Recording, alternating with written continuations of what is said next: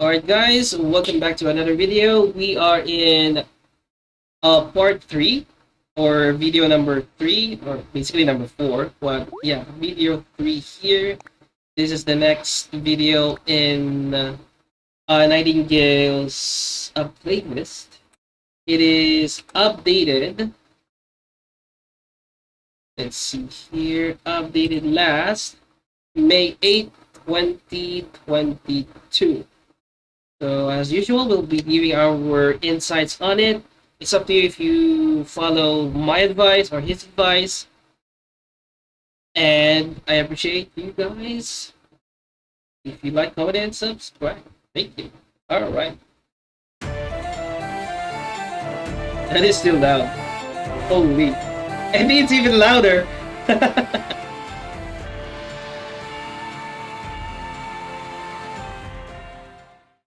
What's up guys, Nightingale here, and welcome to the Ultimate Beginner's Handbook. Today we are going to be covering the Moonlight Blessing. Moonlight Blessing. We've got a lot of stuff to cover in this video, so let's go ahead and get the housework over with before we go on to the good and fun stuff. So first off, for in just another video or two, just to make sure I drive the point home, because these first few videos are very, very important, is we want to point out that we're going to have this in the first minute of every video. You will be able to see the course overview of everything that is current, which is the orange text, and future, to everything from orange text behind, which is already in the playlist, so that the guide was originally designed to be watched from beginning to end. So for new players, you're not missing out on anything, and you can see where potentially maybe information may be missed because certain things were assumed they were covered from a prior video. Next up, what we're going to have in every single video is the video overview, which will give you a quick brief overview of what all the major topics that are going to be covered inside of every video, as well as in all of the video's descriptions we'll have timestamps with the major bullet points or other things that I may see as important that just aren't in this that I want to draw attention to, or things that I think you will want to come back and see on a repeat based type thing. So this is what we've got kind of going on here, and I think really the next thing to talk about is what is the Moonlight Blessing? So let's jump over to the tutorial account and let's talk about the Moonlight Blessing. So you've just completed episode 1, chapter 1, the 10th stage, and you've moved on to Rengar. As in the last video, now it's time to come back and talk about the Moonlight Blessing, because you've just now unlocked this. So what is it? It's something really, really great, and this is one of the major highlights from the Rise update. Absolutely massive. They're now giving away a free Moonlight 5 hero. So that's right, you can get a light or dark hero of your choice, and you're only able to get one. Now, we've got 6 very unique and completely different types of heroes here, and we're going to go over each one of these in much greater detail. What we're going to be doing is we're going to cover these independently by each unit, and then at the end we'll talk about a specific rating, and then we'll also go in and talk about how to unlock them. So the first thing we're going to do is we're going to bring up some slides, and we're going to talk about Arbiter Village. We're going to go in alphabetical order, and then we're going to go over to my main account where I have all of these heroes unlocked. I have all 6 of these unlocked and fully leveled up. So we'll talk about them there. So you I didn't even have Ruel or Dark Corvus. And go into these a little bit more in depth so that you can understand what you are picking. So let's jump over to Arbiter Vildred first. Okay, first up is Arbiter Vildred, also known lovingly as Arby. So what we want to talk about here is we've got a couple different slides to talk to you about an overview of who Arby is, and then we're going to talk to you about it in much greater detail inside my actual account. So for the basic PvE concepts for him, he's really just an AoE farmer. It's really what it comes down to. He's great at that.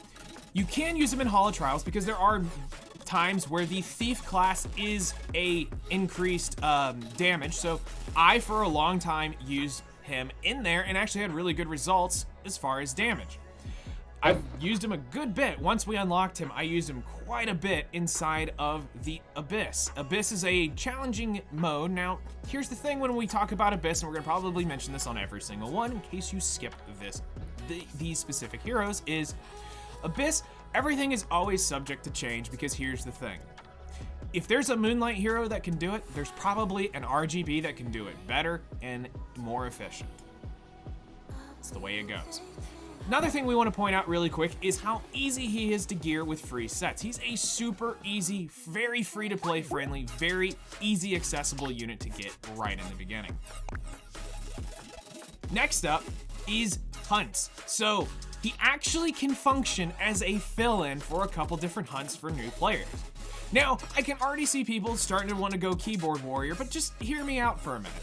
Okay. In the early stages of playing the game, you can actually use him for Banshee. Now, does this mean instantly skip over the Wyvern hunt in the beginning? No, but just as a future fill-in, if you don't have certain units, he can actually do a decent job there. Same with Azmonak. It's a hunt later later on down the road, but in case you are missing his Vildred, which is where we mentioned earlier, if you didn't get Vildred, he is a good option because he can also fill in Azmonak where Vildred's role would typically take over. And Banshee. Expeditions, he can actually fill in a couple roles for a while. Now, you will want to eventually get off of him for just the general sense of expos. He's not the greatest, but he actually can work and fill in Fire, Grass, and Dark Expo, which is really cool because it allows you in the early game to be able to do it, but not as efficiently. Trust me. When I say it works, but you can do a lot. It's not reliable. It's not that reliable. Next up, the most important part of this actually really is the PvP factor of this. We're gonna say this again every single time, is Moonlight heroes are PvP heroes first. Always remember that. But in this case, he's great for Arena, he's good in World Arena, and he's great in Guild Wars. Now, with that comes the big caveat is there's always counters to everything. And as metas come and go, but for a new player, in the early stages of the game, you're going to be able to use them everywhere. Now, here's the actual one key factors, and until he's unlocked, and the same goes for all of the Moonlight Blessings, you won't be able to use them in World Arena right away. But everywhere else, you'll be able to use them except for defense-based things. We'll talk about that again later. His main trick is he revives when killed. Now, the next thing we want to talk about is this. There are downsides to every unit. Let's be real. So, the major downside to Arbiter Vildred is Extinction exists. What Extinction is for brand new players is exactly what it sounds like. Instead of a unit being able to die and revive, Extinction puts them in the ground permanently. So, there are many Extinction units out there, and if you get killed by one, you will stay dead, and he will not be able to come back and do his whole thing. Well, next up is he does actually have many counters. While there are debuffs that can counter him, there are units that counter him, there's just a lot of different stuff out there for Arby when it comes to PvP that just kind of shuts him down. But, depending on where you're at and what situation you're in, he's actually pretty good. Now, another downside, and this is where most veteran players will kind of come in and be like, yeah, he's totally useless, is really right here. And it's really because in the late game, once you really conquer your account, you have many units leveled up. He's really just going to be a late game farmer, which is where mine really sits. Until I can go back and get some really high quality gear put back on him, because I stole most of it to be able to do a lot of my content later on. He lost the ability to be a major PvP player for me, so I just put him on a retirement set, which he does just fine in, and he's still to this day my #1 farmer that I use in my general PvE grind stuff. All side stories, all that stuff that we're going to talk about later on, he's the go-to guy. So let's jump over and take a quick look here at my Arbiter Vildred, and now we're going to talk about his kit level a little 70 bit more chest. in depth. So this is it. This is what I'm farming on. He's and been this RB. for quite a while, unfortunately. So the big thing we want to talk about are his skills and why he's important. So we got 2 skills to talk about that are major because this is really what makes Arbiter Vildred. First off, it's a passive. Upon receiving lethal damage, regenerates to 100% health, so he dies and comes back full health, increases combat readiness of the caster by 100%. In layman's terms, for those of you who are brand new, if he's dead and was at the very back of the line, he's going to come all the way up to the front. Really important. Fully recovers the caster's focus, which there's a bar that for his S3 that when it's maxed, it has a new animation, and a sword does more damage, and the caster's focus will reset the cooldown of Dark Blade, which is his skill 3. This is Arby. When somebody talks about getting destroyed by Arbiter Vildred, it's typically this skill right here. Attacks the enemy, decreases hit chance for 2 turns. When focus is full, consumes it all, increases damage dealt. When the enemy is defeated, cooldown does not occur. We're in for the long ride. And you can do a 10 soul burn to increase damage dealt. This is what will make or break your fight. You will see it many times come back where he wears that artifact that I have on him right now. It procs, they soul burn, and whatever was on the other end is going to die if it's not super, super, super tanky. This is what is known as Arbiter Vildred. This is what you hear the legendary Arbiter Vildred is from, is this. Now, there's another skill, still really good. Rapidly attacks 2 enemies with a sword storm, decreasing their combat readiness by 15%. Now here's the thing, you are able to target one, but the other one is random. So you'll be able to at least guarantee that you can push back 15%, one unit, and then the other one, you'll take a guess, and hopefully it's the one you want. One hit. So let's talk about him in a little bit more detail of who is he. So at this point, okay, for me, before we continue, I want to go back a bit and show something that was missed out.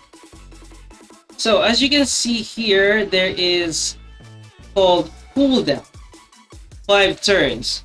So when you kill RB first time, he's gonna revive, and if this skill is not maxed out, this will be 70%, not 100%.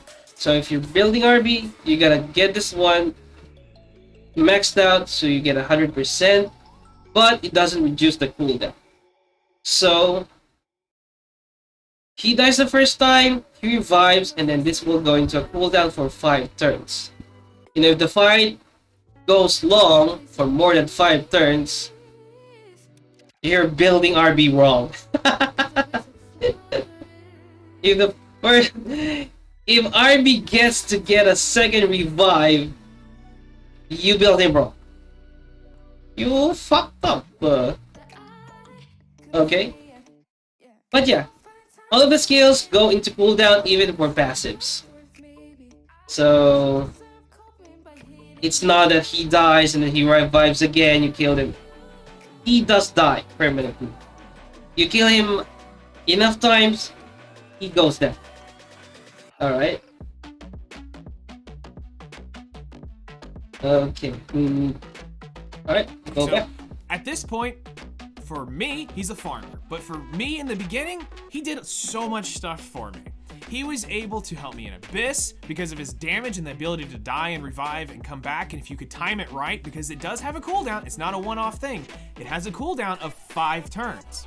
So if you can keep it up and you can keep him in the fight, you can consistently keep him dying and coming back. This is why it's so vital for new players, is because dying is kind of an issue in the early game because you're technically taking the unit out of the fight for the rest of whatever this is. But in the case with Arbiter Vildred, he will come back. But now if he doesn't come back and live long enough to reset that cooldown, yes, he's gone for the rest of that specific fight. But that's okay.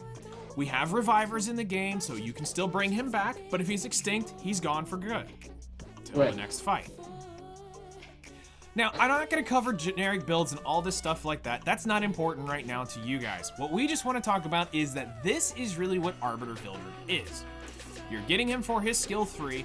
This is what makes him also a very good farmer, because in lower level stages, you can kill and keep killing up to the boss phase with this skill. So it'll constantly stay off cooldown and allowing you to use it every single time.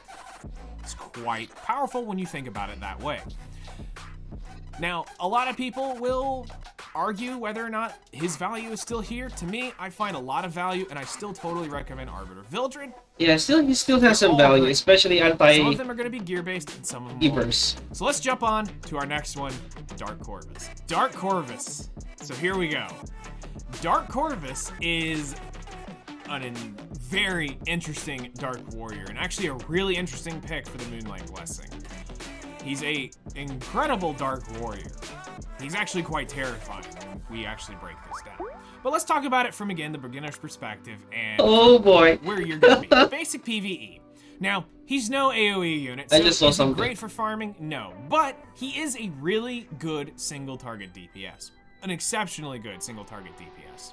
Right. You can technically use them in Abyss, and we should probably say this for most everything. Just remember, these are PvP units first, so naturally, wherever this is, you understand that situationally it can be good. Not saying he's going to be able to clear every single floor, just like any of these units, but in general, he's a very good DPS. That's what he is.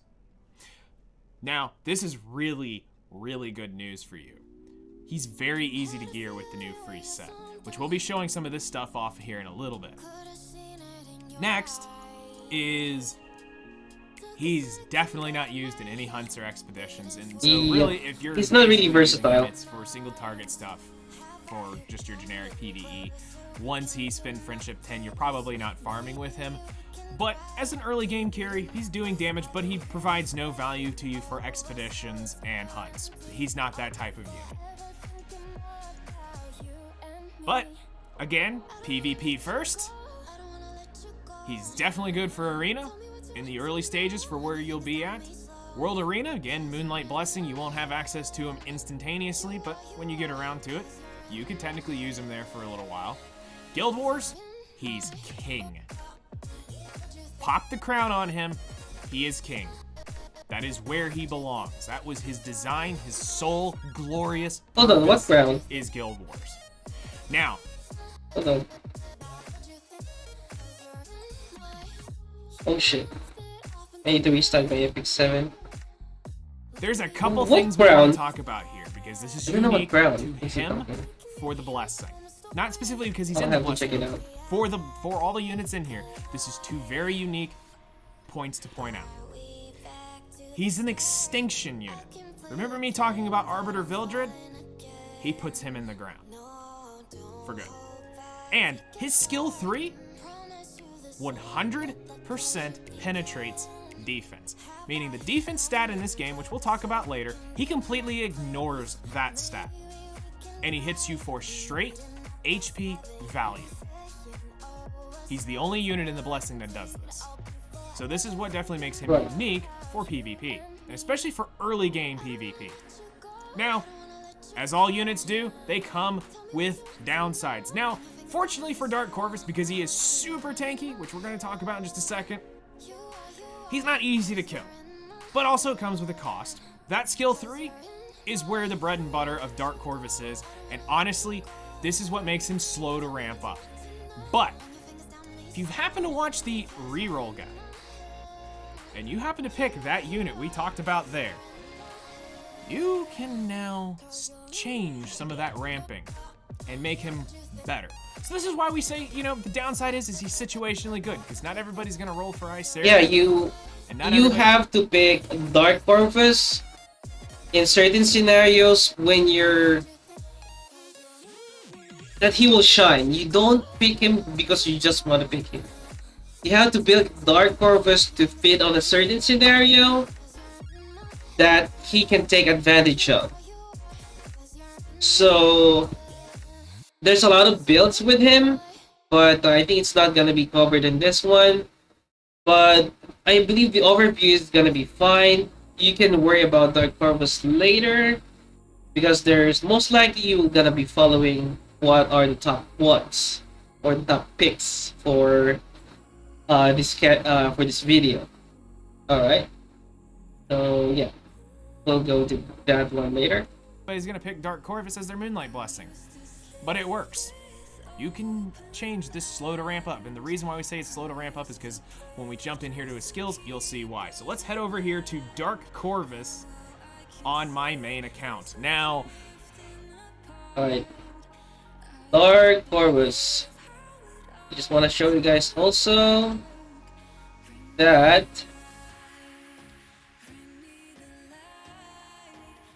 I don't have it. I don't have Arabi, I don't have Dark Corvus. Yeah, Sag. Anyway. I've been hunting for this unit for so long, and I recently just got him, and I cannot wait. But, veteran bias aside, let's talk about Dark Corvus and talk about his skills. So, what is Dark Corvus? Dark Corvus is a bruiser warrior. He's meant to take a crap ton of damage and then deal out a crap ton of damage in a slow manner. So they say. And then I found out you can make him fast. Okay, so let's talk about Dark Corvus because there is a specific way this works. I agree. He starts with his S3, his skill 3 on cooldown. So we'll get to that in a minute, and we'll talk about progressing as we go through and how this works. So his skill 1 arguably does good damage.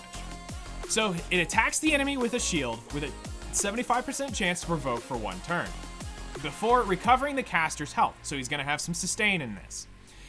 Damage dealt and the amount recovered increase proportional to the caster's max health. That's very key. Now, his passive here is the moment the caster is attacked, the caster has a 100% chance to 100% chance of their skill cooldown being decreased by 1 turn or 2 turns if it is in case of a critical hit. Now, most units in the game run 100% crit chance. So there are very few units that will not trip the 2-turn cooldown. Right. Which is why we say situationally good. Now, what happens when we do get the skill off cooldown? Alright, one moment. So, yeah, it's gonna be 100%, but you have to keep in mind upgrade his skill. So it's gonna be 100%. If you do not upgrade the skill, there's a chance that you will not get the extra cooldown, okay? Sure to upgrade it if you're planning to use him in the future. Good. Now, what happens when we do get the skill off cooldown? Here we go. Devil's Descent. The skill that never should have existed. This was a recent buff. So, here we go. Attacks the enemy with a lethal hit. Absorbs some of the damage as health, so you will heal back some. When the enemy is defeated, inflicts extinction. Damage dealt increases proportional to the caster's max health and penetrates the target's defense. This attack cannot trigger a critical hit in the battle and begins the battle with a full skill cooldown count. Now, this is why I said you can, with Iceria, you can reset this turn 1.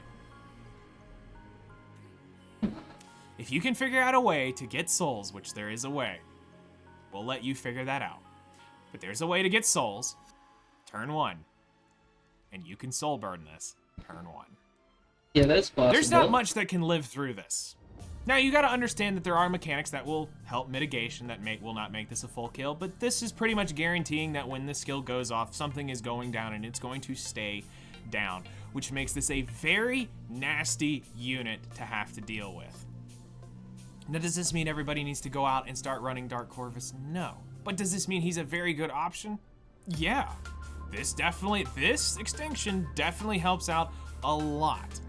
Now, again, here's the unique factor that you need to take notice. And it does. Specifically the words right here.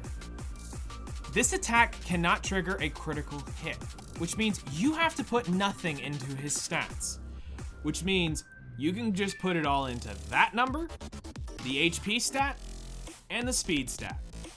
You can literally do that. You can also come over here and put it into the ER, which is down pretty low on this one, because this was just my generation 1 build, just trying to get it up and going. But still, the fact that it means you can put it all in, and he's easy to gear because you get a free HP set right in the beginning of the game, and it's nasty when you actually look at the stats. Y'all just remember that number, and when we show you one here in a little bit, you're gonna go, wait, what? Okay, next up, Judge Kisei. Judge Kisei, affectionately known by the community as Jugs. I'm gonna give you 2 guesses. Yes. That's why they affectionately named her Jugs. Okay, moving on. For the basic Easy PvE, question.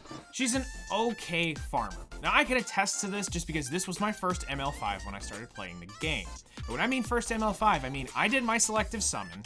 There was a free 10 pull event going on where you had the free 10 daily signals. I came out of that, and within my first 10, it sparked purple, and there she was. Literally, not even the words out of my mouth after playing the tutorial was, man, I really wish I could have that unit. Smilegate decided to give it to me, and this is probably why I'm so attached to the game, because it gave me, what, a unit that I instantaneously wanted, and I was like, that's awesome. Of course, I didn't know it sparked purple, and I didn't know what all that stuff meant till later on, until later I was streaming it, and everybody's going, wait, that's your unit, and they start talking about how rare she was, and I was like, oh, okay. I didn't realize how rare she was, so now I became even more grateful to the fact that I started with her. You can technically use her in Abyss, and her kit will allow for that to be kind of advantageous depending on where you're at. But is she best for everything there? No. And again, with all things being said, technically, she's a PvP unit first, and technically there's probably an RGB that does her job and better depending on what and where you are.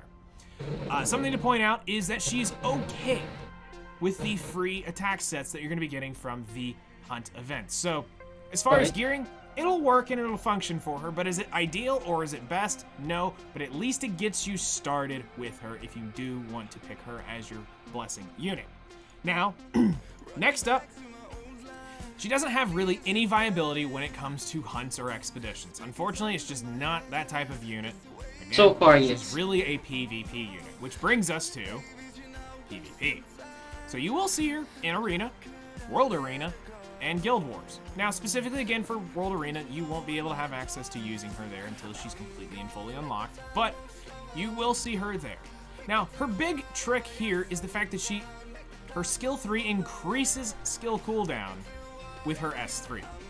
Now, we'll talk about that in a little bit more when we jump into her skills, but we got one other thing to talk about, and that's really her downsides. As all units have them, her big one is she's situationally good. Now, what I mean by this is depending on meta and depending on how she's geared will depend on how well she ends up performing. So, you can't blame a poor built Jugs on how she should be performing. It doesn't mean the unit's bad or good. It depends on the meta, it depends on the comp that you took it in, it depends on your gear. Exactly. Will all determine how she will end up performing. So she's situationally good. She actually needs really high quality gear. And it actually applies to all heroes, not only on Judge Kise, but all heroes. You cannot just spam Dark Corvus, you cannot just spam Arbiter Vildred, you cannot just spam Judge Kise every time. It is situational. There are gonna be counters, if not today, maybe later on in the future. So maybe a hero is of meta right now, but there will be counters in the future. That's how Smilegate makes their money. And yeah, there will be counters in the future. So there's a lot of factors that is to be considered with regards to the unit. But as of right now, she's not a very good option unless you have sick gear to make it work. And so how make her fast, deal a lot of damage, amazing. If not, you might not use her at all. So yeah. Actually be good. And that's the different builds that she has will determine which spectrum of good she is on. A lot of people used to cleave with her back in the day. That one's not really as popular right now. People are using her as a debuffer with the current thing, and that really comes up to where her kit is now. It's outdated, and this is even post buff. She just recently had a balance patch, and this is where after the buff, her kit just feels outdated when you start looking at all the new stuff that's coming out or other buffs that they've given ML5s. So we're hoping that she is going to come around and get a buff, but doesn't mean the unit's bad. No, not a single one of these units are actually bad. Please don't ever take it that way. Just, this kit is outdated. So let's jump in and actually talk about Judge Kise on the account and go over the skills and kind of cover some stuff about her. So, as you can see, I don't have her built at all. This is just holding gear, random gear that I have on my account. And actually, I think this was from Ancient Inheritance is why this is on here. So her skills, we're going to cover from the big important skill to the non-important skill. Or, well, not as important. But her big trick is this. Wave of Light attacks all enemies by distorting space and time. Before an 80% chance, not 100, but 80% chance, each to dispel one buff. So it's not just 80 across the board, it checks each one of the units. That's what you're and then dispels one buff, increasing skill cooldown 3 times by 1 turn. So, what this is basically saying is you will increase skill cooldown in a checks of 3. So it will cycle it once, cycle it twice, cycle it 3 times. And you can potentially extend it by 3, or you can extend it by 1 if it resists. So it has a check. And it'll grant her skill nullifier, which is basically a thing that... Or if you're unlucky, everything's gonna be resisted. It does happen. It is annoying sometimes, but it does happen. It's rare, but it does happen. Even after checking 3 times, there's a chance that you get resisted for all of them. That's sad. It's protection for 1 turn until it's hit. So any damage that's received is void to the caster. And then damage dealt increased with more enemies. Basically what it's saying is if there's 4 enemies on the field, the skill does more than it does if it has 1 enemy on the field. Kind of a weird multiplier, oh shit, but I'm actually it is what it is. Sorry guys. Next up is her S2 End of Evil. Attacks all enemies with a scythe, decreasing hit chance for 1 turn. Now this feels a little weird to me just because of I'm used to this having the soul burn, but it's not. It's now on the S3. But for me, these 2 skills did decent, and this was why we say she's an okay farmer. She's got 2 out of her 3 skills are technically AoE. But do they do a ton of damage? No. Now, her S1 is pretty good for PvE. Attacks the enemy with a scythe with a 35, I think it's actually 50% chance to decrease defense for 2 turns. While this will help you out, especially depending on where you're at, this can help with getting through defense, killing certain boss things in certain stages or certain fights a little bit easier. So that's always a value to have, but don't bank on this if you're counting on this to win. This won't be your win condition. So as far as she's concerned, I would say with my experiences, people do her job better depending on what you're trying to do. Does this mean she's technically a bad unit? Not necessarily. When we get into talking about Judge Keysave, there's 2 kind of philosophies. Are you trying to do tons of damage with her, or are you trying to use her as that debuffer type unit? So it really comes down to where your philosophy is at and what are you wanting to do. So next up, let's move on to Martial Artist Ken. Martial Artist Ken, also known as ML Ken. Keep it simple. Now, when it comes to PvE, this one's kind of a stretch, but theoretically, you can use them in Abyss. Might not be for every stage, might be only for 1 stage, but in theory, you can technically use them, and he might help you out if you do decide to do this.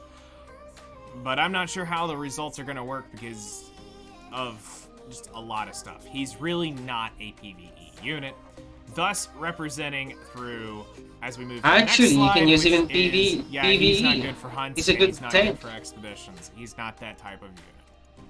But what is he? He's a PvP unit, and he's a monster of one. He really is. You'll see him in World Arena, and Guild Wars. Now, remember that Moonlight Blessings you can't use until they're fully unlocked. Now, something else to say here is he's got a very unique ability, and that is he counters on a critical, has a 100% to counter on a critical hit. His passive also allows him to just counter in general, but with a critical hit, it's a 100% chance to counter, which is terrifying. So, with that, he does have some downsides. Right. So he is situationally good, because I guarantee you somebody's like, well, this unit will instantly blow him up, or this unit exists, which makes him absolutely not unit, or absolutely useless. You're correct. that does happen. That is true. But when it comes down to it, situationally good, meaning when you have full control over where to put him and what is going on and you know what will or will not counter him, then that's the time to make him shine. A lot of players right now don't understand his kit and will let him through because they just have forgotten of what he can do. Or they think because they've heard how bad he is, they let him through. But here's where the real catch comes. He's not bad. He's one of the few units in the game that actually requires insanely good gear to actually Yeah, it has to. It's one of the very few, and unfortunately, he's one of the Moonlight Blessing heroes. And then another thing that kind of hurts him, which there aren't many, but there's a few units out there that just can't be countered with certain skills, which loses a lot of his value because they can go right through him. And it's like it doesn't exist. So the last caveat is, again, he's just a PvP unit. So let's go in and talk to you about Ken in general on my main account. Now, my Ken is very well built. So I can tell you from experience that I know where and where not he can work. You just have to be smart where you drop him. You can't drop him into anything. You have to be very careful. And I use him actually a lot in Guild Wars. That's where I honestly end up using him. So let's talk about his skills. So first up is Knockout. Knockout batters the enemy with a 75% chance to decrease attack for 1 turn. It's simple as that. This is what you'll see most of the time with your Ken. Now, this is probably the best part of what makes Martial Artist Ken, is this passive. So, increases effect resistance by 30%. Just outright 30% increase. Now, has a 30% chance to counterattack when attacked. Just outright, no matter what goes on, he has a 30% chance to counterattack. With a 100% chance to counterattack with Dragon Flame after suffering a critical hit.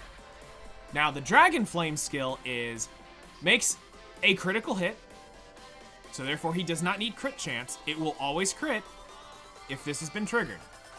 Will make a critical hit, dealing damage proportional to the caster's lost health when Coming of Asura is available according to the cooldown count, increases combat readiness of the caster by 25%. This attack receives effects that are applied to the basic skill. So, what this means is, as you can see here, when this is fully maxed out, you're increasing the stats of Dragon Flame on the passive as well. So it's like a 2-in-1 leveling skill, which is actually pretty unique. Now, the third part of MLKen, his skill 3, the Coming of Asura, attacks the enemy with a powerful ground pound with a 65... no, that's 90. 70-80% chance to decrease defense for 2 turns, increases attack of the caster for 2 turns. After a successful attack will always result in a critical hit, which is meaning why he does not need critical hit on his kit. Now, for me, it's just been about balancing molas. This is something I plan on finishing off, so don't take this as a build or anything like that. This is just me trying to get around to getting the resources to do this and make it work. So, here's why we say Ken needs a... This is why some people say Ken needs a buff, because they don't want the gear investment. They want an easy reach. They want something to have... Yo, Oscar! And to drive this... Thank you so much for the raid! Welcome, welcome. Alright, shout out to Asuka.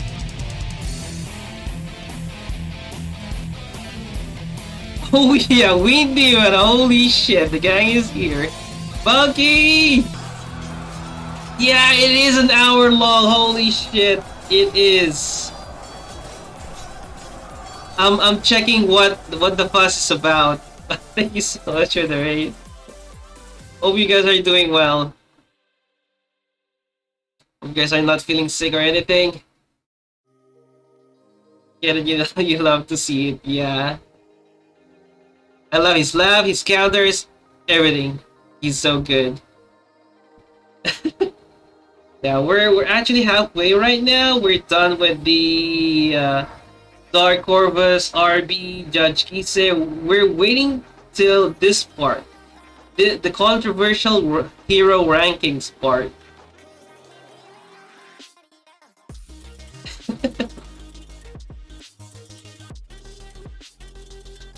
Here we go, boys. I can learn about the game here. I haven't seen it. All right. Yeah, I've been playing his list for quite a while now. So this is number 3. So this ones have been updated. It has the hyperlink above for the updated video. So I just went with it. Can we watch that tip? What tip? Oh, this one? Yeah, we're gonna be there in a moment. And then I'll be needing your, if you can give your opinions also. I've been giving some of my opinions also, especially in RB. There were some parts that were missed out, especially with the cooldowns. So I just made a quick explanation about that. So yeah, I would really like your input about this. Because there was one time I was lurking on Jenna's stream, and then I saw Valky came in with this topic. So I got curious. Well, I got permission from Nightingale like months before about his video, and I got a go signal from there. So yeah. Well, if he's gonna start from somewhere, so yeah, I don't even have max cigarettes also. I have one actually. I have an extra. But yeah. Point home, I need to show you mine. Kin does not work without a build very similar to this.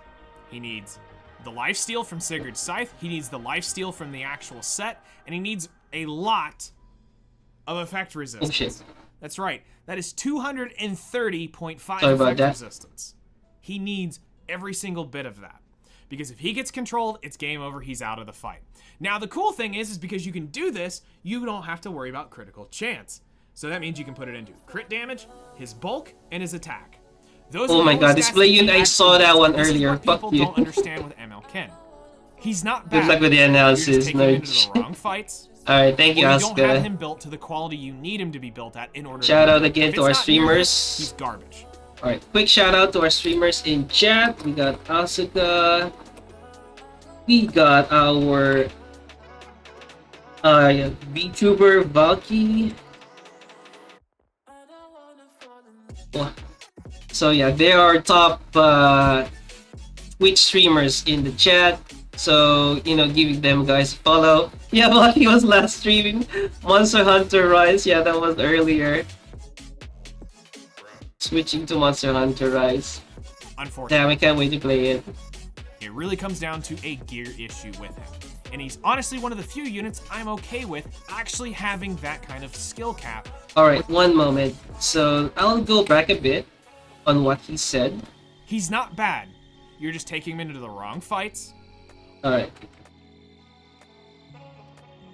30.5 effect resistance. He needs every single bit of that. Because if he gets controlled, it's game over, he's out of the fight.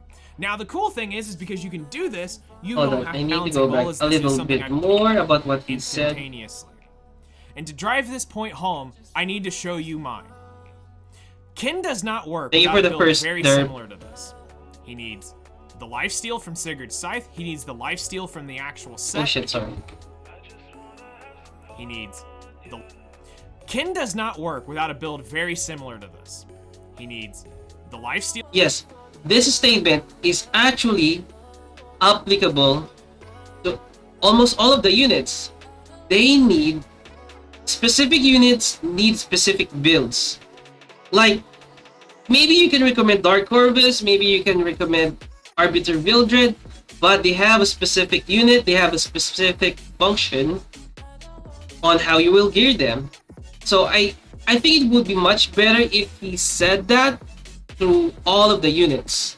Like, to set an expectation that they have to be built in a specific way, or and then used onto a specific way, or specific against a specific enemy or team. Scythe, he needs the lifesteal from the actual set, and he needs a lot of effect resistance. That's right, that is 230.5 effect resistance. He needs every single bit of that. Alright, 230, I think that is too much. If you ask me, that might be too much. You might be putting him on in heavy effectiveness teams. Because I would not go this far. I would most likely put it to attack more and speed. Because the effect resistance is actually better on Soul Weavers and not on MLK. But it's gonna be situational, but I think 230 is too much. Let me know what you guys think, but for me it's too much. Because if he gets controlled, it's game over, he's out of the fight. Now the cool thing is because you can do this, you don't have to worry about critical chance. So that means you can put it into crit damage, his bulk, and his attack. Those are the only stats that he actually needs, and this is what people don't understand with MLK. He's not bad. You're just taking him into the wrong fights, or you don't have him built to the quality you need him to be built at in order to be good. If it's not near this, he's garbage, unfortunately. Right. It really comes down to a gear issue with him. And he's honestly one of the few units I'm okay with actually having that kind of skill cap revolving around his kit. I'm okay with some units actually needing to have very specific builds to be functional and scary and terrifying at that. So next up, let's talk about Ruel of Light. So with Ruel, she's really not a But you need both actually to win. But we're more looking at her for a longer term investment. Now, she's arguably one of the best Soul Weavers in the game. Literally probably the best Soul Weaver in the game. She has the best revive, hands down. But technically, when it comes to the PvE content, Tamarin is better for that. But when it comes to things like Abyss, that heal can be very, very, very vital. Now, I don't have her. That I was really I cannot give an explanation on her. With that new to be honest, HP set, she's actually a but I can give like a bit of an overview, unit, which makes it a big, big help to you as a new player starting off. You can get something built and really well geared that early on. So, yo, construction Steve. Continuing on, she's definitely not a hunt unit. She's definitely not an expedition unit. You won't see her in any of that type of content. But what no, is I think he didn't. In certain scenarios, let's go back a bit. The best revive, hands down. Just best revive. Technically, when it comes to the PvE content, Tamarin is better. Tamarin's still better. But when it comes to things like Abyss, that heal can be very, very, very vital. Now, one thing that I was really astounded with is actually how easy she is to gear. Yeah. With that new free HP set, she's actually a very easy to gear unit, which makes it a big, big help to you as a new player starting off. You can get something built and Tamarin dominates most of the PvE content. So, continuing on, she's definitely not a hunt unit. She's definitely not an expedition unit. You won't see her in any of that type of content. But what is she? She's definitely a PvP healer. Yep.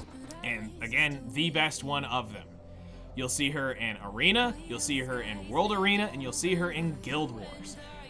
This is best in Revive, the best, and I cannot stress this enough. This is one of the best currently healers in the game.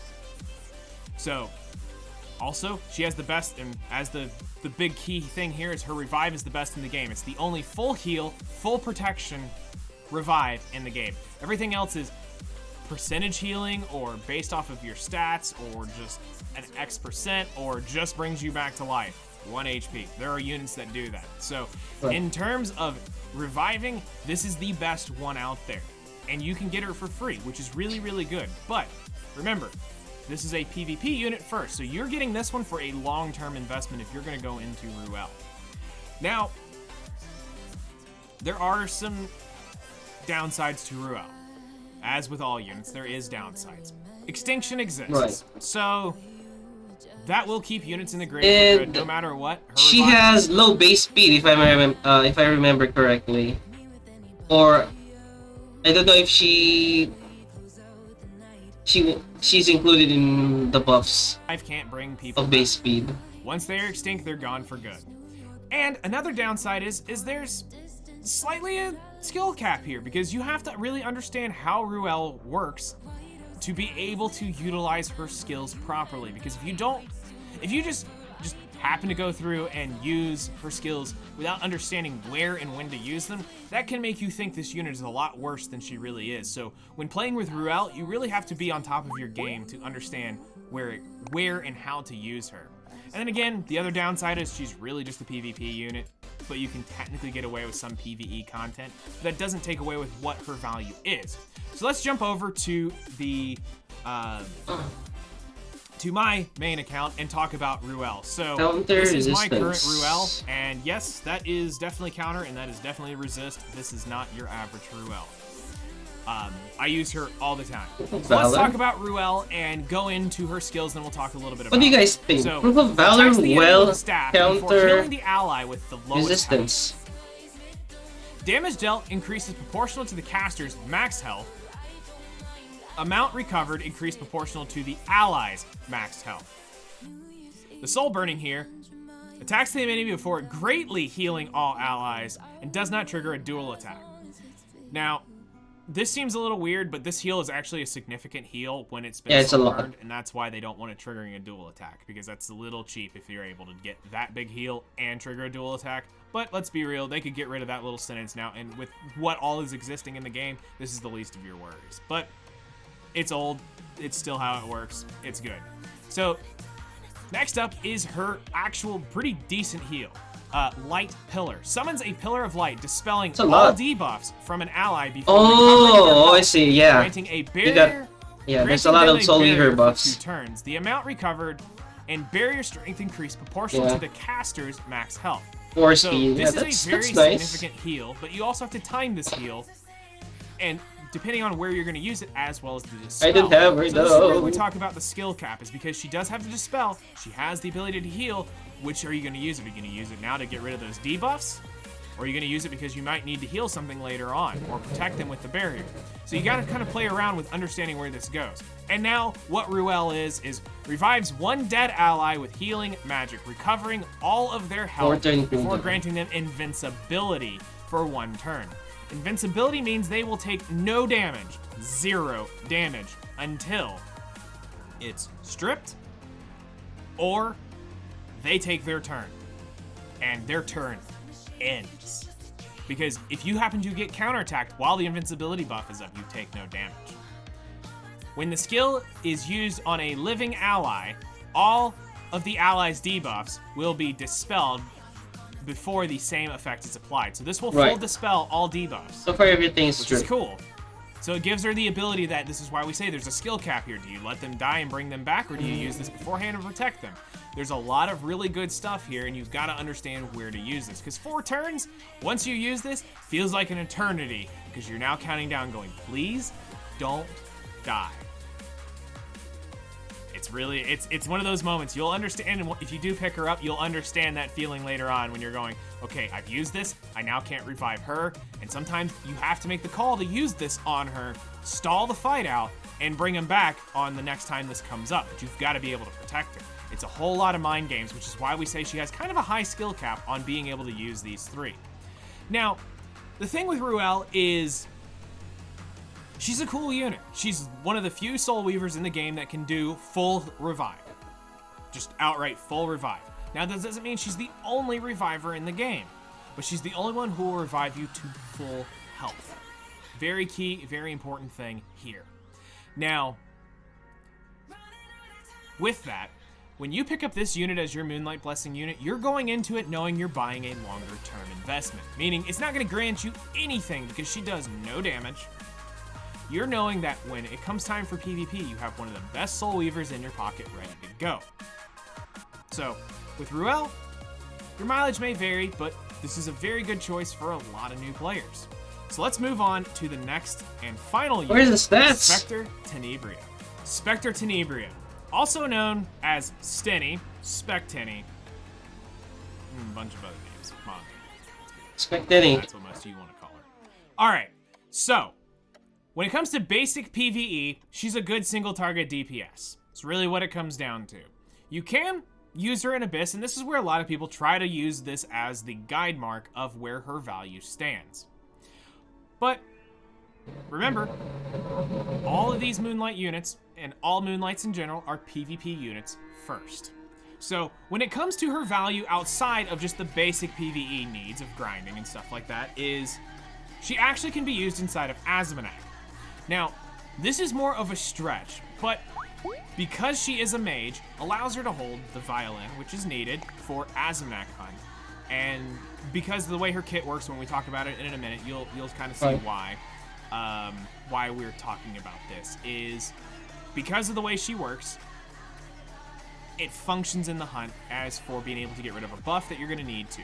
Now, this is a lot of information for you as a new player, but this is why it's here, is we're really using it as a mage. But again, any mage can hold that, and any mage can do the job equally or better. But in theory, we can technically use her in there, as I had in the early game for me when I was initially farming Azmonak, but then I eventually replaced it with a much better functioning unit for it. She has no viability whatsoever for expeditions. You can force her into some of these, and I mean, when we're talking forced, but then again, RB probably does the job better. But this is why, in theory, she technically has no viability. But what is she? She's a PvP unit, and a quite threatening one at that. So you'll see her in Arena, you'll see her in World Arena. Again, we're just gonna mention every single time is that you won't be able to use it right away until you unlock your Spectre Tenebria. And then Guild Wars, you'll also see her. Well, she's got two tricks that make her fairly desirable. Yo, thank you so much for the follow, Nicholas. She cannot trigger, she cannot be thank you, how are you? While an ally is on the field. This is due to her passive. It's not stealth, but it's a different type of passive that allows her to not be targeted, which is kind of her protection because she is very squishy. And her second, and again, as I put in parentheses, it is, unless AoE, then you can completely and totally annihilate this unit that way. Then the other cool thing is her skill 1 cannot be countered, or cannot trigger a counterattack, which this is another reason why some people say Ken has fallen off, is because she exists. But she's not there in the fight. What are you worried about? Now, what are her downsides? Because every unit's got them. Well, the big one is AoE can reach her, and it will destroy her very easily. Yeah, this is about right. And this one is another unit that needs very high gear to be great. When people talk Spectre Tenebria, the one thing that they fail to mention is the gear quality needed for her, and the sets and the time put into grinding that up. She's really just a PvP unit. Now, let's jump in and talk about her skills, and then we'll dive into a little bit more about Spectre Tenebria. Now, mine may look a little bit different from yours, and that is mostly due to the fact mine is wearing the skin. So, I have it just as much as you do. We have the same, it's the same unit. Don't panic, it's the same unit. Everybody wants the skin for her anyway, plus, I mean, to be fair, this has become canon now. As far as everything they're concerned. Whenever they promote and talk about Spectre Tenebria, it's now off of this. They made it canon. Now, let's talk about her skills. So her skill 1, Poison Blast, attacks an enemy, attacks with an explosion of poison energy, with a 70% chance to inflict poison for 2 turns. The skill cannot trigger a counterattack, attacks 2 enemies when Endless Nightmare is unavailable due to skill cooldown count. So when her skill 3 has been used, this will now target 2 enemies. This is another reason why we said in Azmonak she's kind of got a slight advantage, because she can attack 2 enemies. But again, there are other things that do her job better. Now, this is the big thing when it comes to her. This is what most people are looking at for her. When an ally is capable of being attacked, is still remaining, the caster cannot be selected as a target for attacks. Increases attack and defense of the caster by 10% every time somebody dies. So she can get up to 50% attack for people dying. It's quite nasty. Now, the next thing is her skill 3. Attacks with Endless Nightmare. Attacks with a Nightmare Crystal, stunning for 1 turn. Decreases the combat readiness of all remaining enemies by 50% when an enemy dies. What this means is if you get the final hit with this skill, it will push them back by 50%.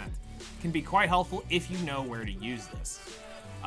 Damage dealt increases proportional to the number of debuffs inflicted on the enemy. So, depending on where and how you're using Spectre Tenebria, it will determine if and how hard the skill actually hits. So, if you are able to get some poisons on, then yes, the skill will hit a lot harder than it normally does. Right. Now, when it comes to Spectre Tenebria, the big thing that we need to point out is there's a lot of, and also this gear is just placeholder gear. I don't actually have the gear for my Specteni right now. I had to de-gear mine when I was doing one-shot comps, so goodbye her gear. The big thing that we want to talk about is she's very good, but there are other units that do a lot of her job better. And right now with the current meta, she's a less of a pick than some of the others, but she's still a disgusting unit when done right. I've seen all sorts of comps where people have come up with some very interesting ways of playing around with her.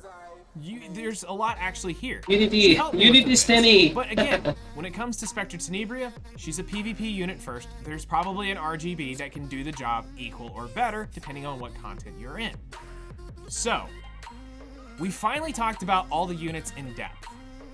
Now, you're probably curious as to where do they all rate. Oh now, boy, here we go. Is finally here where we reveal who is actually the best Moonlight Blessing for you to take. And I'll tell you what, this comes with a lot of time and a lot of effort put in to actually get this done. This comes from a lot of data that I've collected over the last year and really put in a lot of time to sit down and talk with players and go through their experiences and see how things affected them along the way. We're also running a lot of test accounts to try to see how the new player experience really is and what would be beneficial. So, without further ado, here are the rankings of the 6 Moonlight Blessing heroes. Oh boy, here we go. So congratulations to Arbiter Vildred for coming in at the this is about what I heard. Slot. This one is pretty easy to see when you actually sit down and look at it from a non-biased standpoint and you go through and you write down really all the pros and cons of what this unit can do and where he can fit and where he goes. He's probably the #1 choice for most beginners in getting them through the beginning new player experience. Now, veterans can be able to be free to go pick whatever they want because they already know how the game's gonna work. Right. But when it comes for a new player experience, he's probably the best and easiest and most safest pick of all of these units. Now, when it comes to Ruel being at #2, I'm going to tell you that this is almost a two-way tie for #2. But there's a few things that tend to give her the slight upper hand. And that's mostly just due to Dark Corvus not having his buff for as long as he has. So Ruel kind of weighs out a little bit more just in longevity here. And the main reason why Ruel comes in as the #2 pick is because of this. She's one of those units that is truly unique and gives the advantage of that revive. Once you get into the game, you start getting into PvP. When a lot of people come to me and they start trying to get into that next stage of PvP, once you kind of hit that yeah, we'll let him finish and then I'll give my thoughts on it. And you're starting to kind of grasp out and finally conquered the hunts later on. That's where she started to shine and people started really gaining a lot of value out of having Ruel on their account. Now, there's many revivers out there, but what Ruel offered was truly something special to their account. Now, the big controversial one here is actually Dark Corvus overturning Spectre Tenebria for #4 to #3. Dark Corvus, with his recent buff, has gained an immense amount of value in terms of the new player experience, and a lot of it is due to actually how easy it is to gear this unit and then use this unit. Because now with the Iseria as now the main selective summon, you have no excuse to not be able to use that turn 1. Now, will you be able to use this everywhere? No. But where you can use it is going to devastate what you take this into. Now, #4, A lot of people are going to be hurt about this one, but it's the honest truth. She's fallen off enough, and with the downgrade, it doesn't mean she's a bad unit. It just means she's very situationally good. That's really what this comes down to, is you need to put a lot of gear into her and a lot of time, and then she's only good for one really specific piece of content. Right. And that's really PvP. So therefore, she did have to get D-ranked because of that. And with just really how the things are going and where the metas have gone, and what we're seeing is everything's able to now reach her, that took a lot of value out of that, I hate to use the word stealth kit, but the ability to not be able to be targeted out of her kit. That really took a lot of value out of it. That's one of the reasons why a lot of people were using her. A lot of also people do tend to claim that they're using her for Abyss, but again, there's a unit that exists. Her name's Kyrus.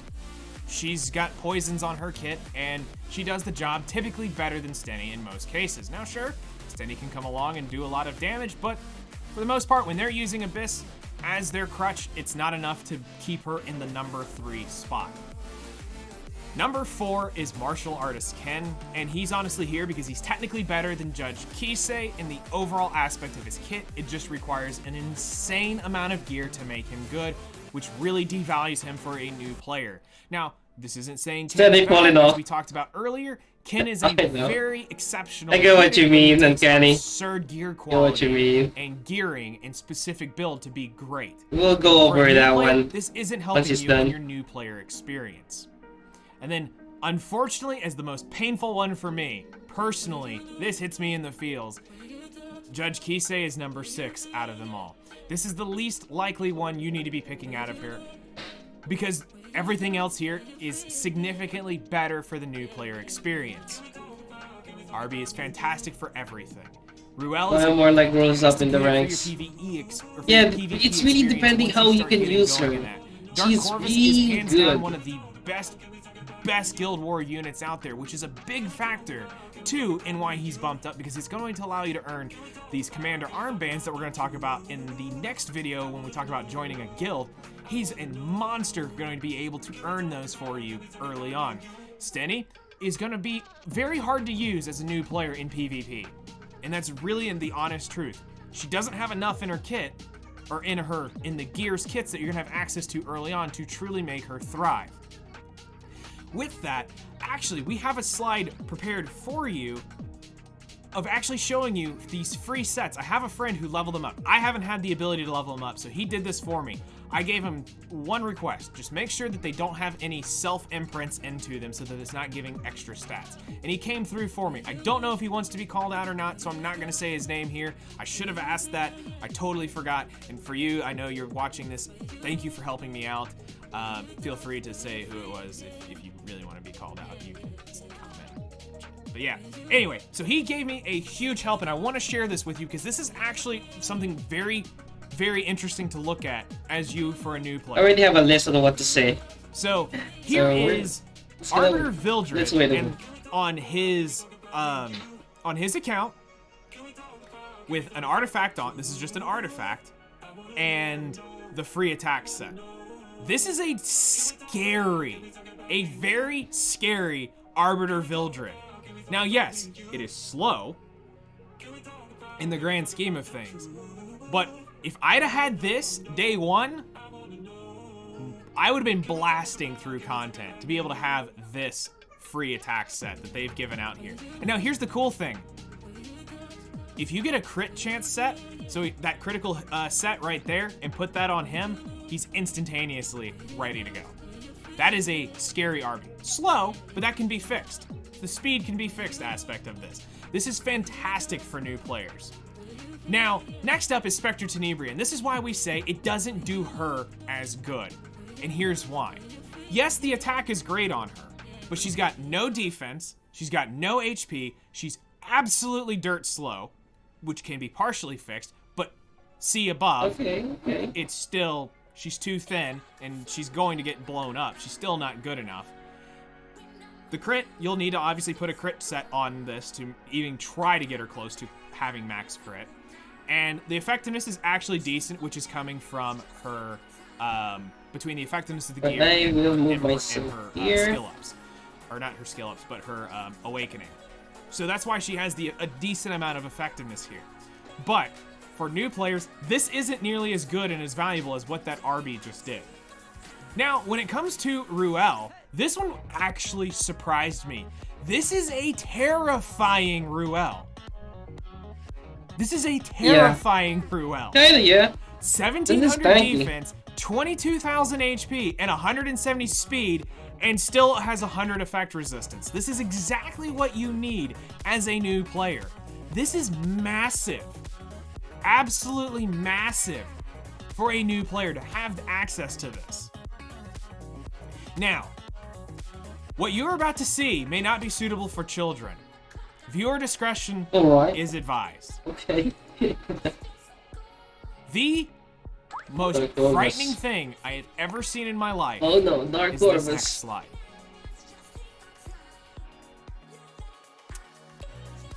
This is that Dark Corvus. On that free attack, that same attack set that's on Ruel. This is the same set that's on Ruel.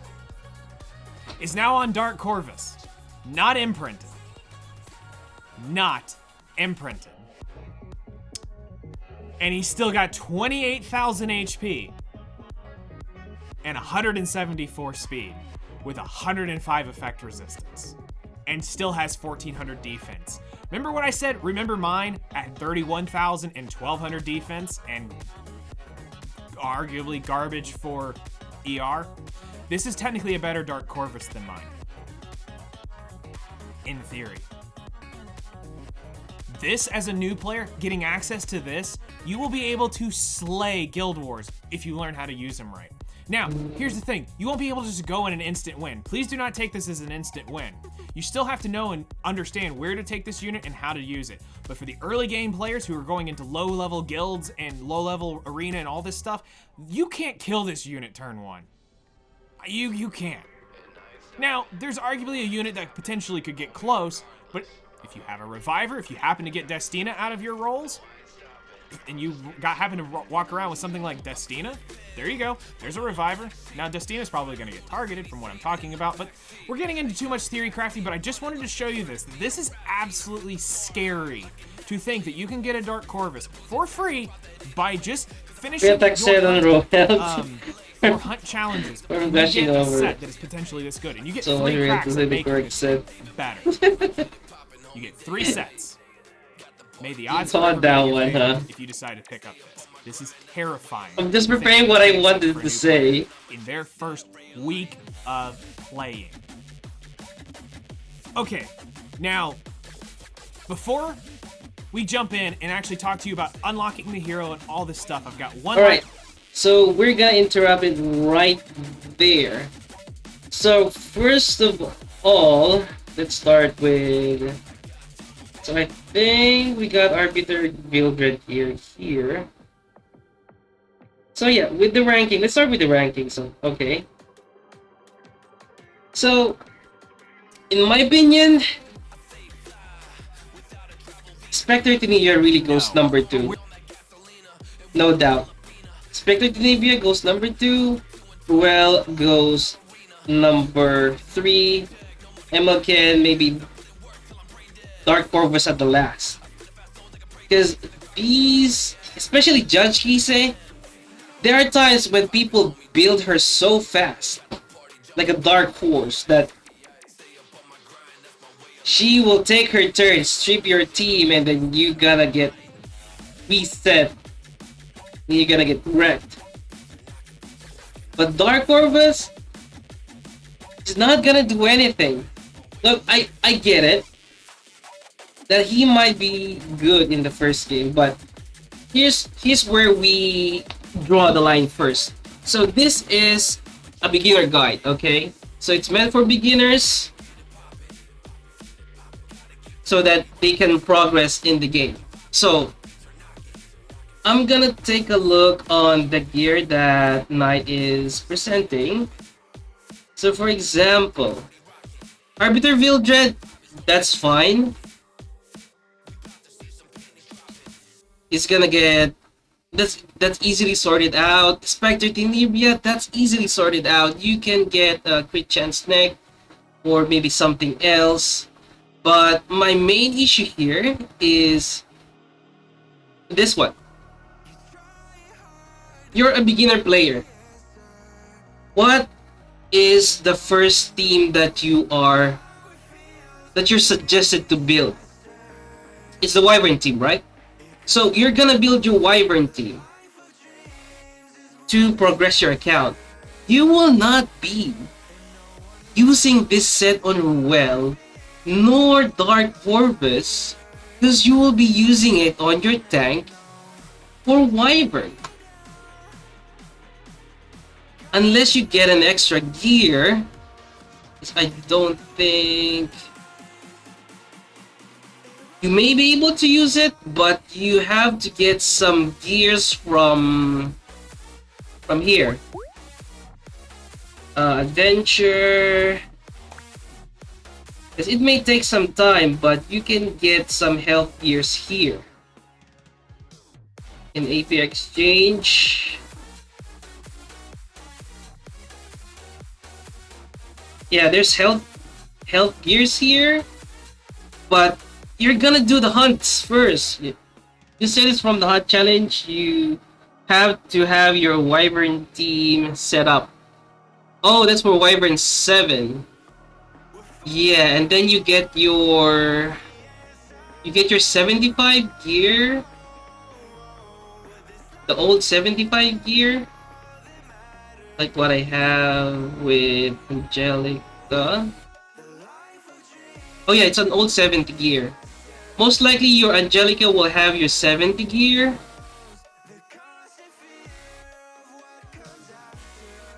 Or some other gears that have. This is gonna be extra. But I think I would put this more on my Wyvern tank rather than for Dark Corvus or Ruel, if this is the case. And still has. So you have another to put on Ruel. You get 3 times that health HP set from the hunt challenges. Oh, I see.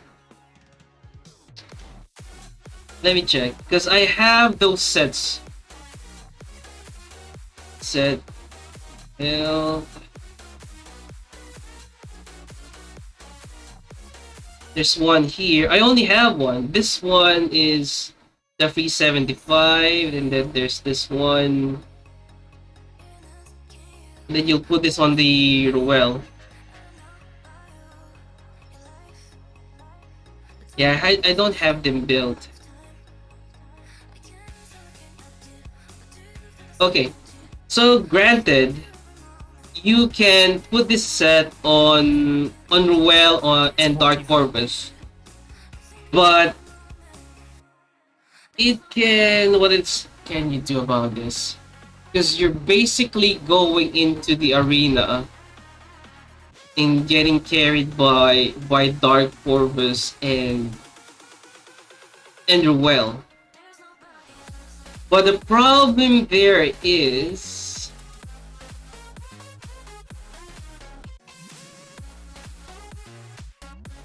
you'll be needing RB or Spectre Tenebria later on during the endgame, which you can also use in arena, because you don't necessarily have to fight this. You can just refresh and then fight the ones that you can go for. So Dark Corvus and well, yeah, they may be able to get your defense up in arena, may able to get you higher, but in the longer or towards the end of the end game, you won't be needing them that much compared to RB or Spectre Tenebria, and you will be spending the extra points or the extra Molagoras from Dark Corvus. I think Ruel is acceptable, but Dark Corvus is kinda doubtful, especially when you see the stats from World Arena. So if you go here, there's really not a lot of Dark Corvus in here. you will see Spectre Tenebria here from time to time. But there's not gonna be Dark Corvus.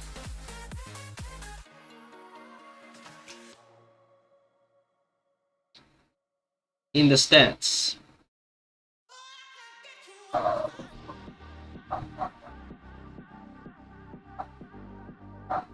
So at least you can see Spectre Tenebria here. It's 0.6%, but it's better than not seeing Ruel here or Dark Corvus. Because later on, you will eventually meet people who destroy those units. So it's much more future-proofing yourself by getting RB or Spectre Tenebria. Because right now, Huayo exists. So if you're gonna go up, you're gonna encounter Huayo, or you're just gonna prevent Huayo, you're gonna try and do something about it. But seasoned players will definitely get those units killed. It's just my, that's what I would say. But it's really up to you, because getting Dark Corvus in Ruel, true, you will definitely cheese your way in Arena, but it's gonna be kind of a waste of your time. Like, you're spending a lot of time in the arena waiting for the battle to finish. Sometimes you'll have the patience, sometimes you won't have to, but it is kind of different. And then as you can see here, if you want an optimal Dark Corvus,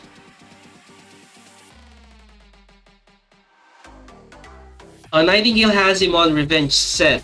So Revenge set is not an early game gear. Philips Spirit has 6 space, so no need for RB early game. That might be true. I also have Free Spirit Tenebria. I also used her in my alt account before. But yes, Spectre is the way. Yeah, Spectre is the way. Yeah, that makes sense. Because what happens with Free Spirit Tenebria is she has 4-star stats and 4-star multipliers, so she's not gonna deal a lot. So if you really will have to move on from the area. Yeah, she's really, if you're a beginner, definitely use her, but I would not necessarily make her a 6-star. I would suggest to get her into a, you can use her until like 5-star, because most likely towards your playthrough you will get a better unit as a replacement for the area. So it's not necessarily a go-to making Free Spirit Tenebria into 6-star. Because I also used her, and she's still 5-star. Because most likely you'll get better units, and you will actually waste your resources by 6-starring her. So might as well use it on your Wyvern team, especially for your tank. Got my tank here.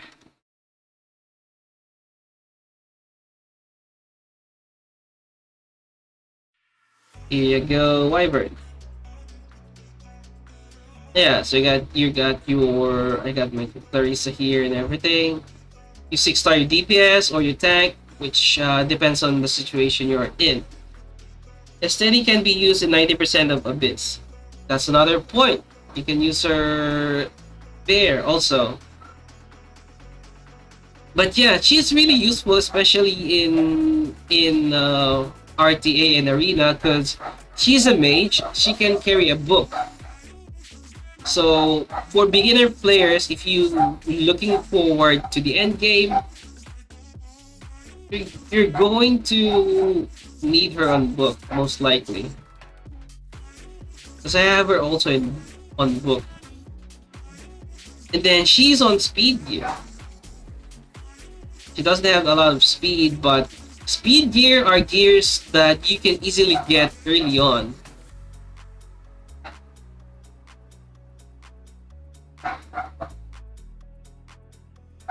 And what's the stats of Dark Corvus?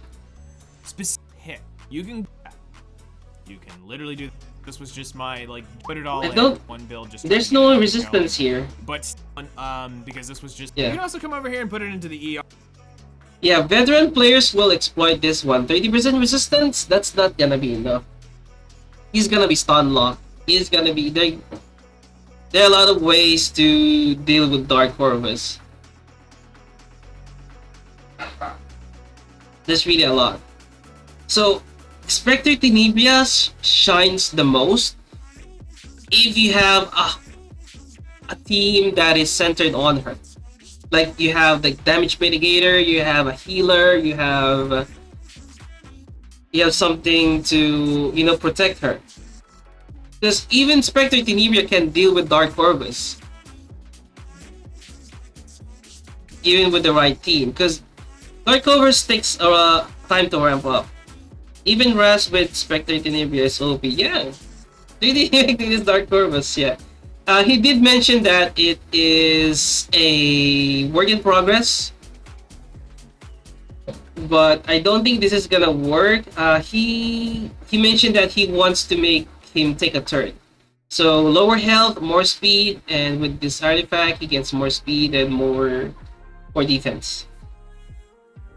So this is gonna be exploited because it's either you build, Dark Corvus with some resistance. This will go down.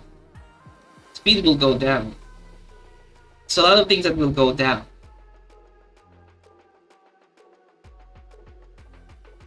So you can stick with this build, the Dark Corvus build, with this one. But yeah, this can work. But later on, you might regret on the Mologoras, but right now with the things that are going on with Epic 7, I think we're getting a lot of Mologoras lately, so I think he might be a good option if you want to be a bully to other new players.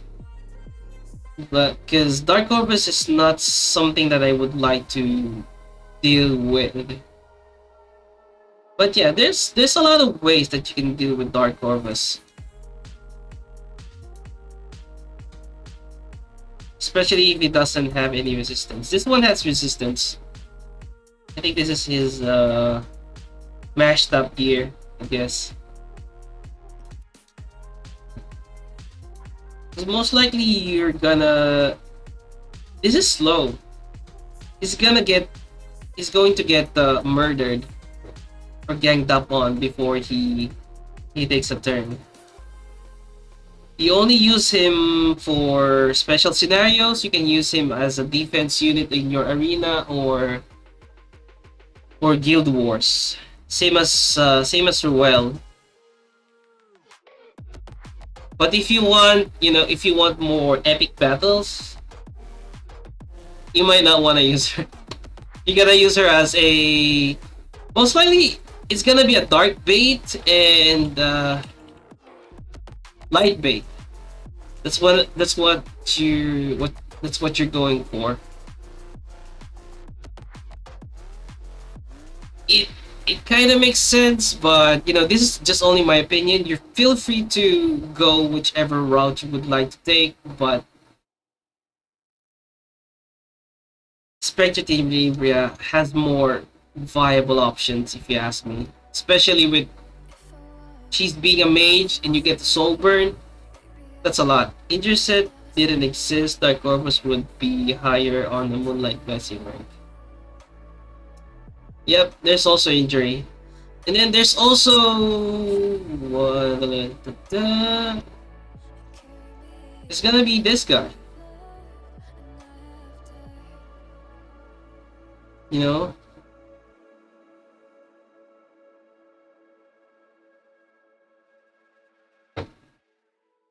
He can this guy can kill Dark Corvus, guaranteed.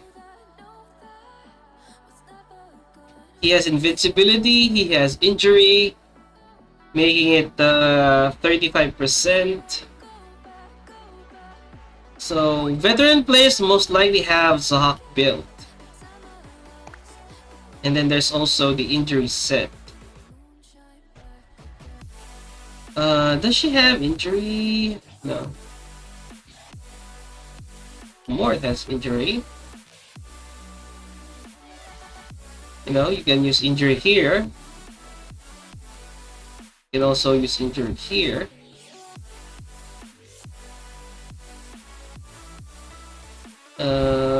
Yeah, injury here. Up to 20% per.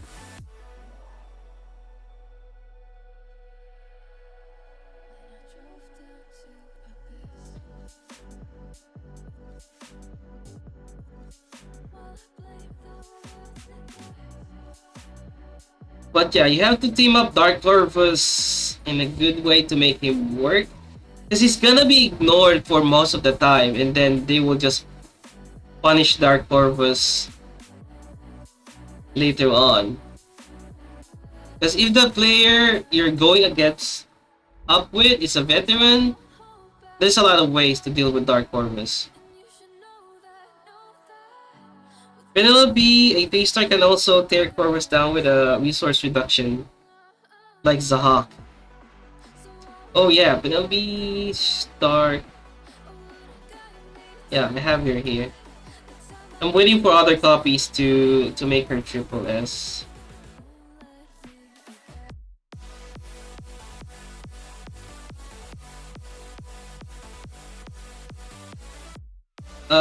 Also you have ADS. You can just seal.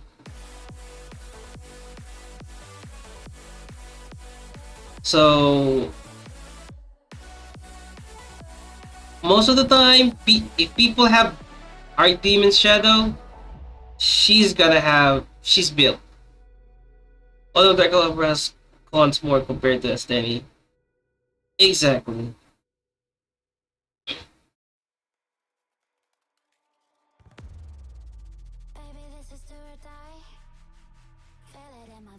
If a Ravi is available in the Moonlight, oh boy, I would rather get a Ravi.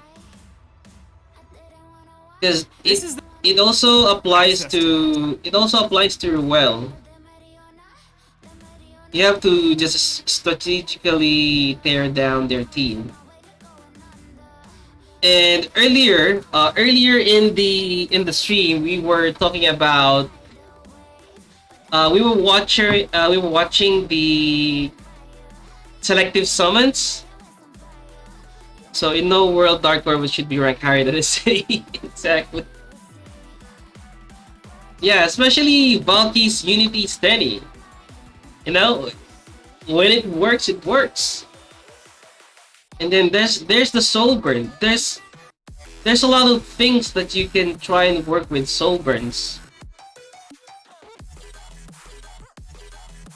Dark Corvus is just a bodyguard, and he's kind of easy to deal with. Because if you're playing Spectre, there's no way that you're not gonna put a knight. There's also no way you're not gonna put a Soul Weaver on the same team with a Spectre, or maybe at least escort for her, you know.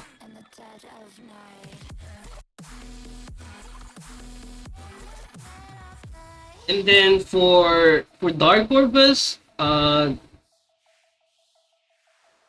you're just boring yourself to death, to be honest. If you use Dark Corvus combined with other units.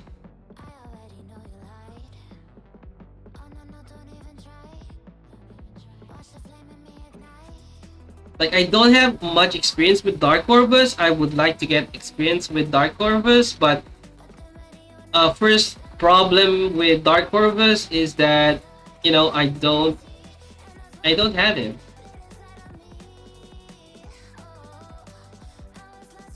I don't have him in the first place.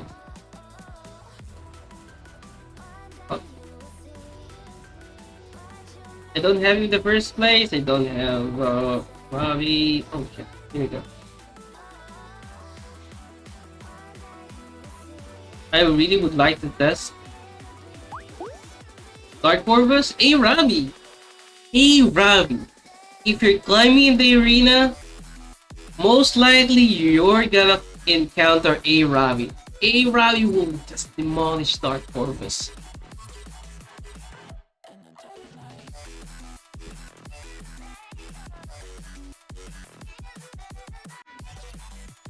No shot that Dark Corvus wins against a Robbie.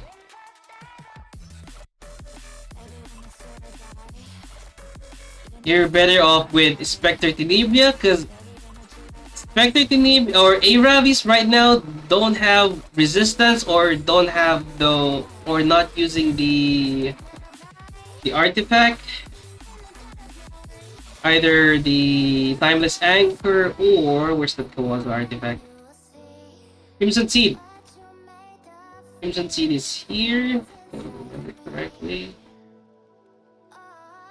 But yeah, it's Crimson Seed. So they don't have a lot of resistance. So Spectre Tenebria can just Soul Burn S1 and then S3 on him, and then he's gonna get stunned. The moment that he gets stunned, it's gonna be ganked up on. Steady can be used all play and styles as well.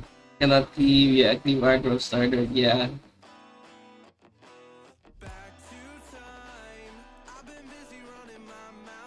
She is more versatile.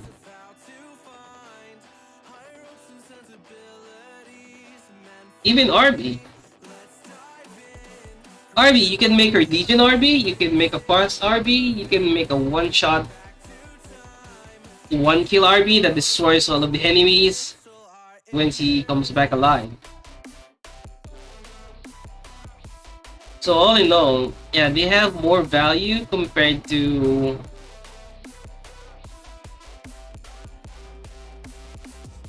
So he gave me, yeah, compared to this two. So RB or Spectre Tenebria, number 1 or 2. Either way, interchangeably.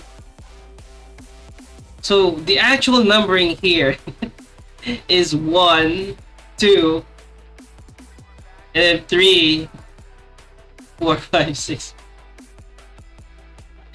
Something like that. I would like to get Dark Corvus just for the memes, to be honest. You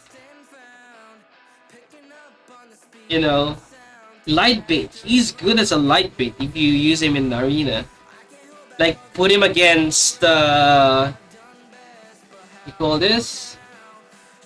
Conqueror Lilius. You put him against Bellion. You put him against Lionheart Sermia. Just bring a Soul Weaver, get him protected, and then add some SSP there or Landy. You're just gonna destroy the entire team. My Aravi is back on Anchor because being controlled till Frenzy 9 is infinitely worse than being one-shot by LQC turn 1. Exactly. Yeah, because the more that you play with your team, the more you'll know what you need.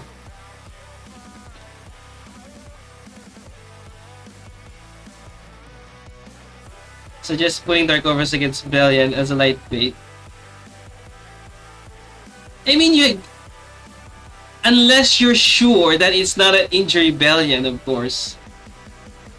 Yeah, unless it's not an injury rebellion. If it's an injury rebellion, of course you don't want to be you don't want to fight that one.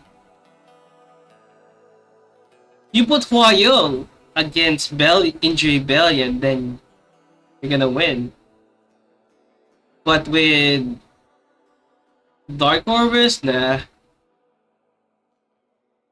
He's good for the memes though. Imagine resetting Dark Corvus and then pushing him up with attack buff and then destroying one guy instantly. He's a fun unit, to be honest.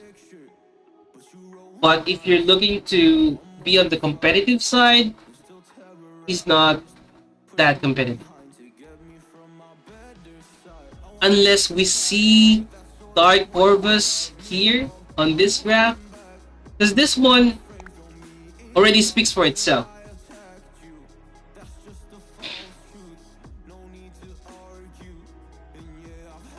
If next season somehow Dark Corvus is here higher than Spectre Tenebria, I rest my case. But right now, it's really not advisable. There's still gonna be RB.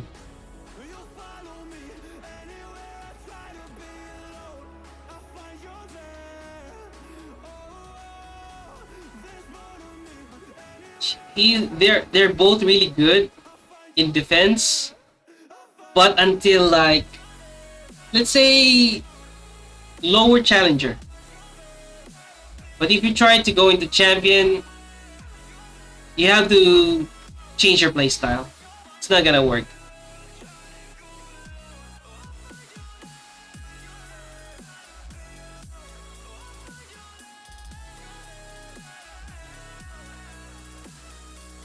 So yeah, unless I see Dark Corvus here or Ruel higher than Spectre Tenebria or RB, then you can call me a believer. Alright, let's finish the video. He's on the giving a bad advice. Decent amount of... Before we jump in and actually talk to you about unlocking the hero and all this stuff, I've got one last thing I want to talk about before we get to that. And there's some bad advice that's really been flowing around out here. And this is gonna be, it took me a while to find this. I had to dig through some of my comments because I wanted to share some of these. Now, I'm gonna go ahead and say now, your names have been blotted out in both aspects, but you can go, if you decide to go fishing for them, they are in the comments, but leave it be. The only reason why I'm wanting to do this is because I want to point this out, that some content creator out there started this and it needs to be put down into the ground now. We are ending this argument here. Null and void, I will just straight delete your comment if you comment this on this video, or any one of my videos from here on out. This advice ends today. I don't know who started it, but there's some advice going around that is telling players to do this. And I will read each one of the comments in its own. You can pick MLRB first so that you can finish the chapter 1 story mode. Let me just paraphrase this, it'll be easier. You can pick MLRB first so that you can finish the first chapter story mode, progress the early game content, then change to ML Spectre Tenebria for the final placement pick. That right there is horrible advice. This is meant for you to get a unit and be done with it. If you end up getting a dupe, it's not the end of the world. You're getting Moonlight coins, which is all part of the process. Next up, here's somebody who's been told this. Hello, is it okay if I pick RB first, use him to progress through the story, and if I'm far enough through the game, almost unlocking him, change to Tenebria and get Tenebria because I heard Tenebria is good for later game than RB. Is this a good idea? No, this does not need to be going around like this. This has got to stop today. This is horrible. Well, to be honest, you could just say, if you ask me that, I think that's good. You can try and feel it out first, because that option is available for players to decide. You can try and convince them, but if they really want to stick with their decision, well, that is their choice. But if this is a good advice or not, I am thinking that switching to Tenebria last moment. Let's see. It really depends. Because for me, I would go for the one that synergizes with my team the most. And especially right now, people are cleaving. RB is kind of the better option because some of the units that people are picking don't have counter for RB.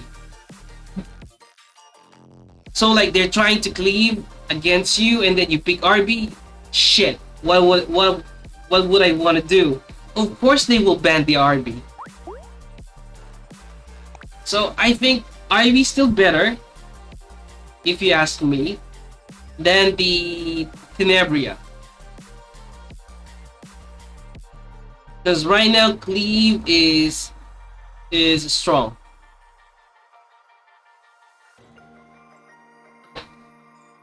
So I would still go for RB, but for Tenebria, it really depends on your play style at that point when you're close to unlocking Tenebria. You can still try and experiment with your team. So I would suggest that try experiment with your team furthermore.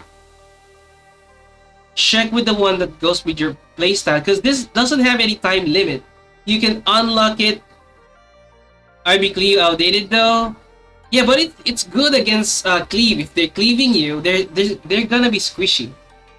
So you can build a Degen RB or RB that comes back to life, gap, and destroys like 2 to 3 units on the enemy team. But because with Spectre Tenebria, you cannot actually do that. Or you build a slower team with Spectre Tenebria with it. So it's kind of situational right now with the gears that you're getting, the heroes that you're getting. Yeah, against cleave. Yeah. That's what I meant. So it's kind of situational with the, like I said, with the gears that you're getting and the heroes that you're getting. If the heroes that you're getting are leaning towards side that it's better that you have RB with it, then go for RB. Think what's good for your team and for your account, for your advantage. But if your account, if you notice that your account is leaning towards, Spectre Tenebria, you're making progress with the gear, the units that you're getting synergizes with Spectre Tenebria, then by all means, you can go for Spectre Tenebria. Because this doesn't have a time limit. You don't really have to rush it until you really want to. Because by this time, you're building your Wyvern team and pulling for other units. So your main priority is your Wyvern team, maybe building some other teams that you can use in Arena. Because at some point you will be able to use RB in Arena. So it can also accelerate your climb in the arena because you get to cleave. In the enemy, you can also RB can also be used in a slow team. Spectre Tenebria is really dependent if you have book. You can definitely use her, but not that much. You can use a plus 15, but if you have a plus 30 Nightingale's book, the better. So, just go with how your team is progressing. If you're feeling that RB is going well for you, or Tenebria is going well for you, then go for it. But if you really want to go for Ruel, or really want to go for Dark Corvus, I'm not here to change your mind. I am providing my opinions here as someone that is from, champion, as a champion player. Because all you want to do is you want to get sky stones from the arena. But yeah, if you want to really go end game wise, Spectre Tenebria or Arbiter villain would be the best option. Because my account I believe my account can reach even challenger or possibly low champion in RTA if I really push it without having Dark Corvus or Ruel at all. Because right now I'm just cleaving. I'm just really cleaving. And there are other heroes or champions that you can use, and Spectre Tenebria has that really unique ability to her. So that's why she's really valuable. So if the enemy has Spectre Tenebria, you're forced to go AoE or you ban the Spectre Tenebria. So Spectre Tenebria forces your opponents, or your opponent forces you to do something about it. That's what you can do. With RB, it also forces you to bring someone that has an extra turn when they kill, or soul burn, or has extinction. With Dark Corvus, debuffs, basically. There's gotta be people there with have a lot of effectiveness that will debuff that one, or just deal a lot of damage against the Dark Corvus. And it's an 8-turn cooldown. Because by the end of the day, what will Dark Corvus do is just kill one unit while the other teams are dead. Or just stand down against the RB. Because no one will let Dark Corvus through if they cannot kill it.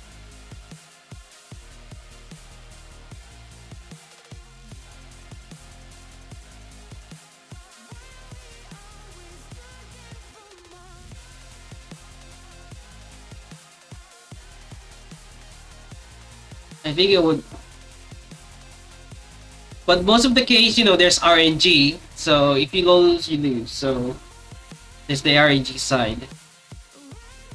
But with regards these statements, you can just say, yeah, it's really up to you, and I'll give that advice that go with what your team synergizes the best with. Yeah. But if you really want to go for Dark Corvus, if you really want to go to Ruel, I cannot change your mind on that one. So that is my opinion. It's still gonna be RB Specteni for me, if you ask me. Because there's a lot of versatility with them.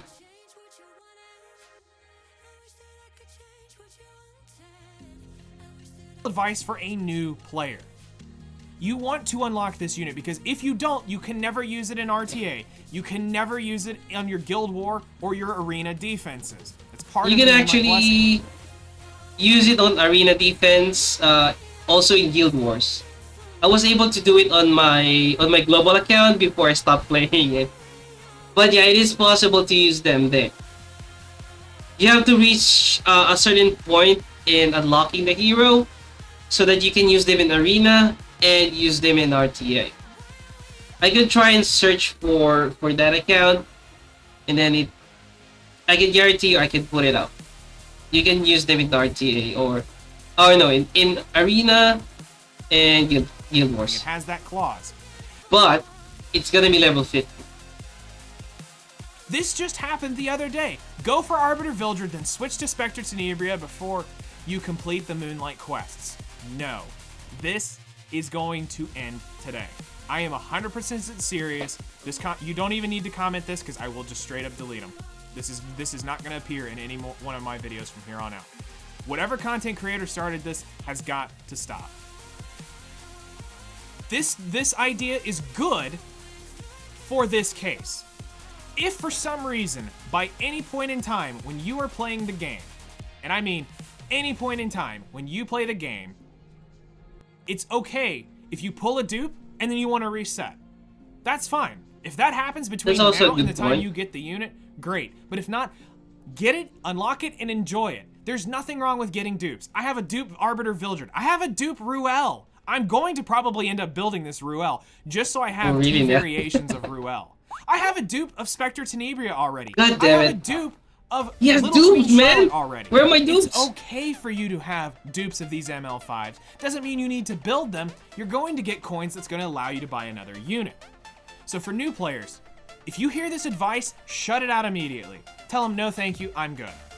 That's how you approach this from here on out. If you hear a content creator... You don't really need to shut him out.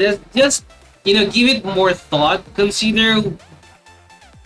At least give it some consideration. You don't have to flat out reject. Because, you know, it's kind of rude if you're going to reject someone that harsh. You know, give it some thought. You know, you're trying to min-max, give it some thought. If you really want to go for that one, go for it. It's your account, it's your decision. No one can stop you if you already made up your mind. That's it. There's no one best option. The more that the option is flexible, I think that's the better. Say that, ignore them. That advice ends today. Now, with that out of the way, we got one last thing, one more thing to talk about. And that is, let's jump in and move over to the tutorial account and show you how to go about unlocking Leading good advice, then. The Moonlight Blessing, because there's some stuff in here. That's just advice. Yeah, it doesn't mean that it is bad, because it's applicable in certain situations. Now, for me, in my tutorial account, because I've been having fairly good success with doing Dark Corvus, I am going to pick Dark Corvus for this tutorial account. I have done this with Arby countless times. I've done this with Spectre Tenebria countless times. I've done the Ruel one countless times. But S10 is really flexible. I've done the Judge Keysay so because I had Judge Keysay day one. So I don't need to do that. Yeah, it's up to you. I have ML Ken, and I know without gear, he's garbage, so I'm not picking him unless I had the gear, and we don't have the ability to gear him. But what we do have the ability to get relatively early on in the game, and honestly, it's day 5, you can even get a free HP set that you can pop on him, and even use that to level him up. So for the sake of the video, I'm picking Dark Corvus because it's actually been kind of fun to do this. Alright, so congratulations, you've now picked your Moonlight Blessing hero. What next? So, here we go. And by the way, you need to actually click on the chains first before it fully unlocks. So, if you don't click the chains and then you can click reset, that's still fine. I'm gonna skip that, you can read it, but here is the short on how this will work. So, see, as you can see here, assign to defense teams in Arena or Guild War. Reach Gold 1 in Arena. So like I mentioned, you can use them in Arena and Guild War also. You just have to meet the requirement.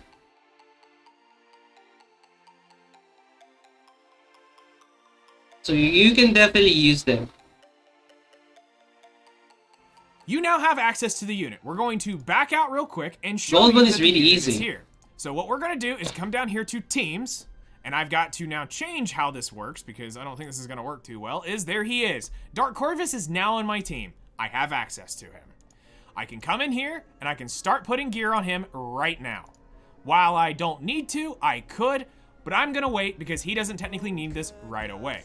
Now, this unit is now your priority. You just spent all that time trying to figure out who to use. This is now where you're going to put most of your effort into. This unit... No. No. You put your gear... With this one, I kind of disagree because you have to put your effort in your Wyvern team. Your Wyvern team is your priority. Your Wyvern team, you can use them in Arena, you can use them in Guild Wars. I would suggest you can do your Wyvern team first. 6-star your DPS or your tank in Wyvern. It's up to you, depending on the situation. Then, maybe you can build them. I would suggest you level them to 50. Leveling them to 50 is one way. But leveling them to 6 stars, I would really not suggest it. I would 6-star tank for my Wyvern team first, or the DPS for my Wyvern team. Because the further that you can go up in your Wyvern team, the higher the quality the gear that you're going to get. Because one of the things that you will, if one of the newbies comes to my stream, I would ask them, how's your Wyvern team? What Wyvern are you on? Like, because that's the progression. You need to get your gears from your Wyvern team. And then, you know, slowly build it up. Because later on, if you're able to do Wyvern 13, I'll show you the difference, basically. So, for example, Wyvern 7. Wyvern 7, you get level 55 gear and a level 70 gear. So there's a chance that you'll get a level 55 gear. What are you going to do with a level 55 gear? You're just gonna trash it. So you go Wyvern 9. Wyvern 9 is actually better now. You're gonna get an 85 gear with a slight chance of 70 gear. No, it's actually more 70 gear than the 85, if I remember correctly. And the 11 one gives you just 85 gear. And then this one has more quality on it, Wyvern 13. So the faster that you can climb up, you know, the faster that you eliminate these unnecessary gear. That's why you work on your Wyvern team. So working on your ML, I don't think that's not a way. You can leave him at level 50, give him some awakenings, give him some gear, but you want your best gear in your Wyvern team, unless you find a replacement. That's how your progression should be. And then as you progress there, you do your arena. So once you do your arena, the higher you go, the higher your weekly stones will be. Your gold, you're lurking in gold, you'll get 300. If you're able to make it into master, you get 450 if you manage to stay in master 5. Because there's a difference. 300 to 450, that's 150 difference. You have to work on your arena. And then while working on your arena, you'll be able to get your conquest points.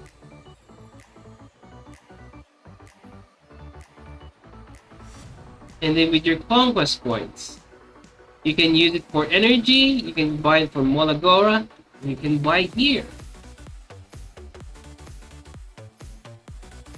And I would suggest that you get your Endeavor gear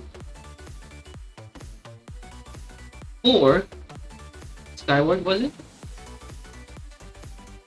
Skyward for the speed boots. Because this is already a reforged pack. with 9 speed.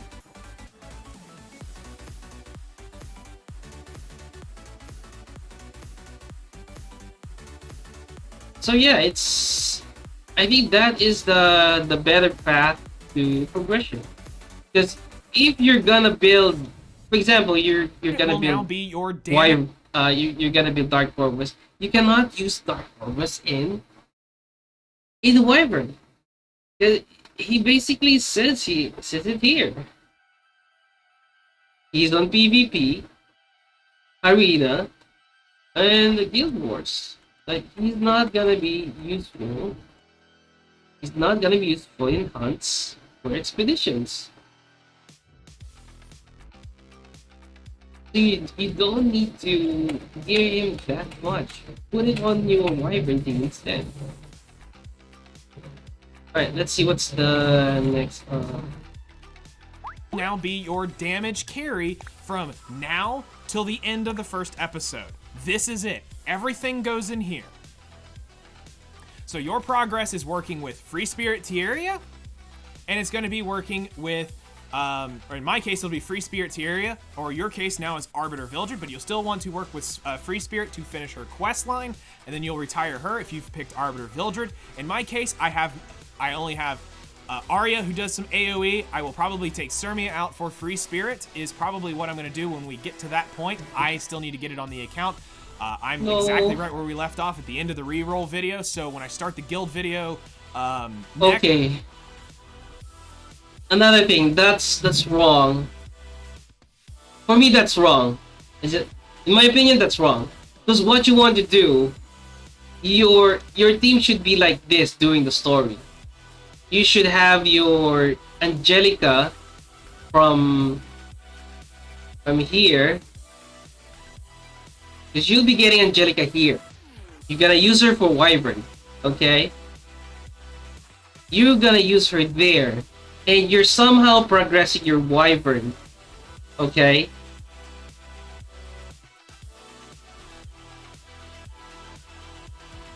For example, you followed his advice. You go for this area, sure. But I would go for this team. Angelica for my Wyvern, this area here, and then the ML unit, maybe RB.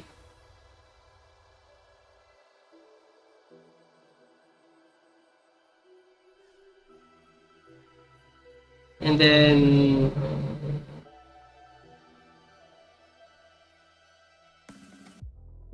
we spirit the area. You can also choose to ignore this. You can also keep your RB and then put your other Wyvern unit here. Because you're gonna use it in Wyvern. You can put Alexa. You can put Tyranor Guard. You know? Tyranor Guard doesn't need much. I got him at level 50. That's it. You know? And then afterwards,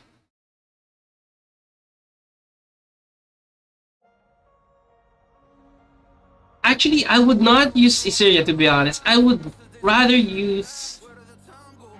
If I have Clarissa, I would use Clarissa.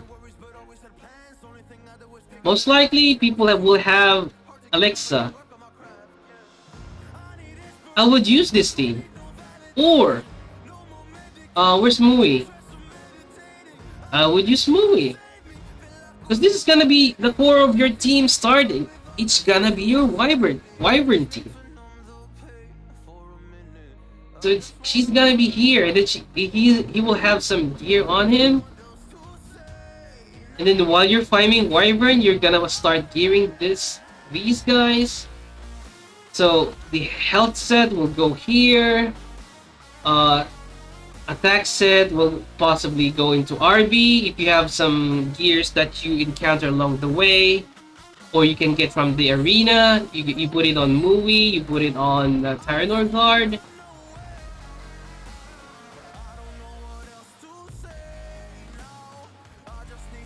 But I would go for this.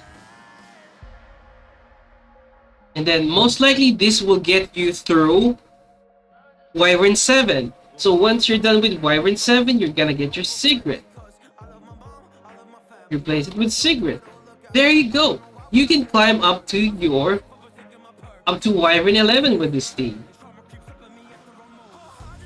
And that's how I think you should progress. And then after that, you're gonna be getting some gears. You can possibly use this one in arena by putting in RB instead. Something like that. Find the teams that you can win against and then climb up. And after that, slowly start gearing your other units.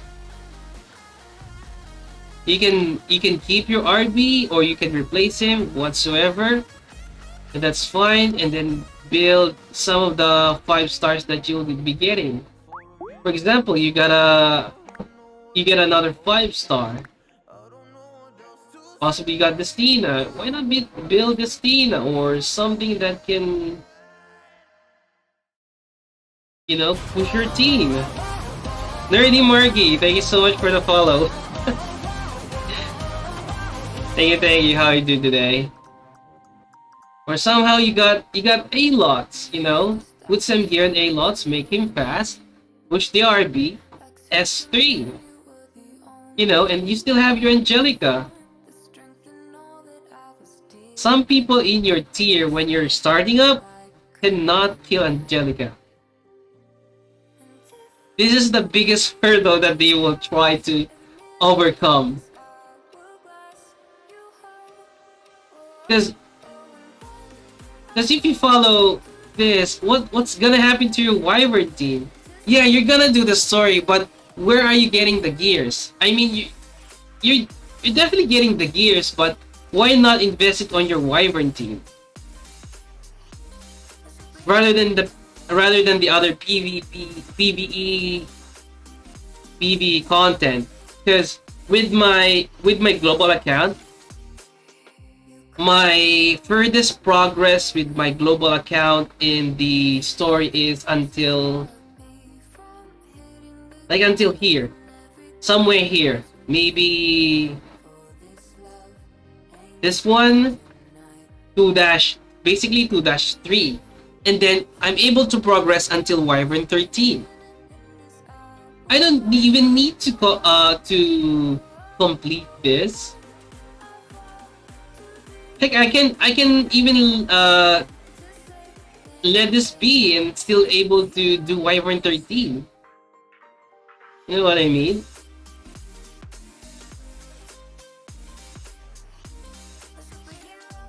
So I think that's the better progression path that you can take.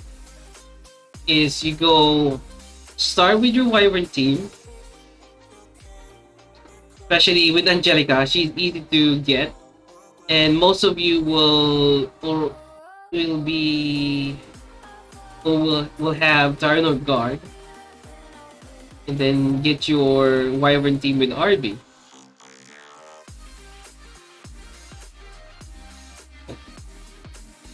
Or if not, you can go for Moon. Doesn't matter. As long as it is an ice unit. You can go for Moon here, or either way. Because you just gotta make sure that there's a defense breaker on the team. And a bit of debuffers. And that's how you can, that's my way of progression. Because there's gonna be a time that you want to be faster than your enemy. Take a turn, deal with them, and then go out. You don't want to stay on the fight for 10 to 15 minutes. You want it to be over like 3 to 5 minutes. It's gonna be boring that way. You're gonna win, but it's gonna hurt your progression. Hello, chat. If anyone have a starter account and unlimited, can I be sending a message here? Thank you. Alright. Okay. But yeah, that's what I would do. And let's see. Next, What else? I will be level 10, and I'll also be further enough in the story where I'll be able to unlock her and put her inside of this Sirmia spot. So there you go, you now have access to him. Now, how do you unlock this unit? That is the big key thing.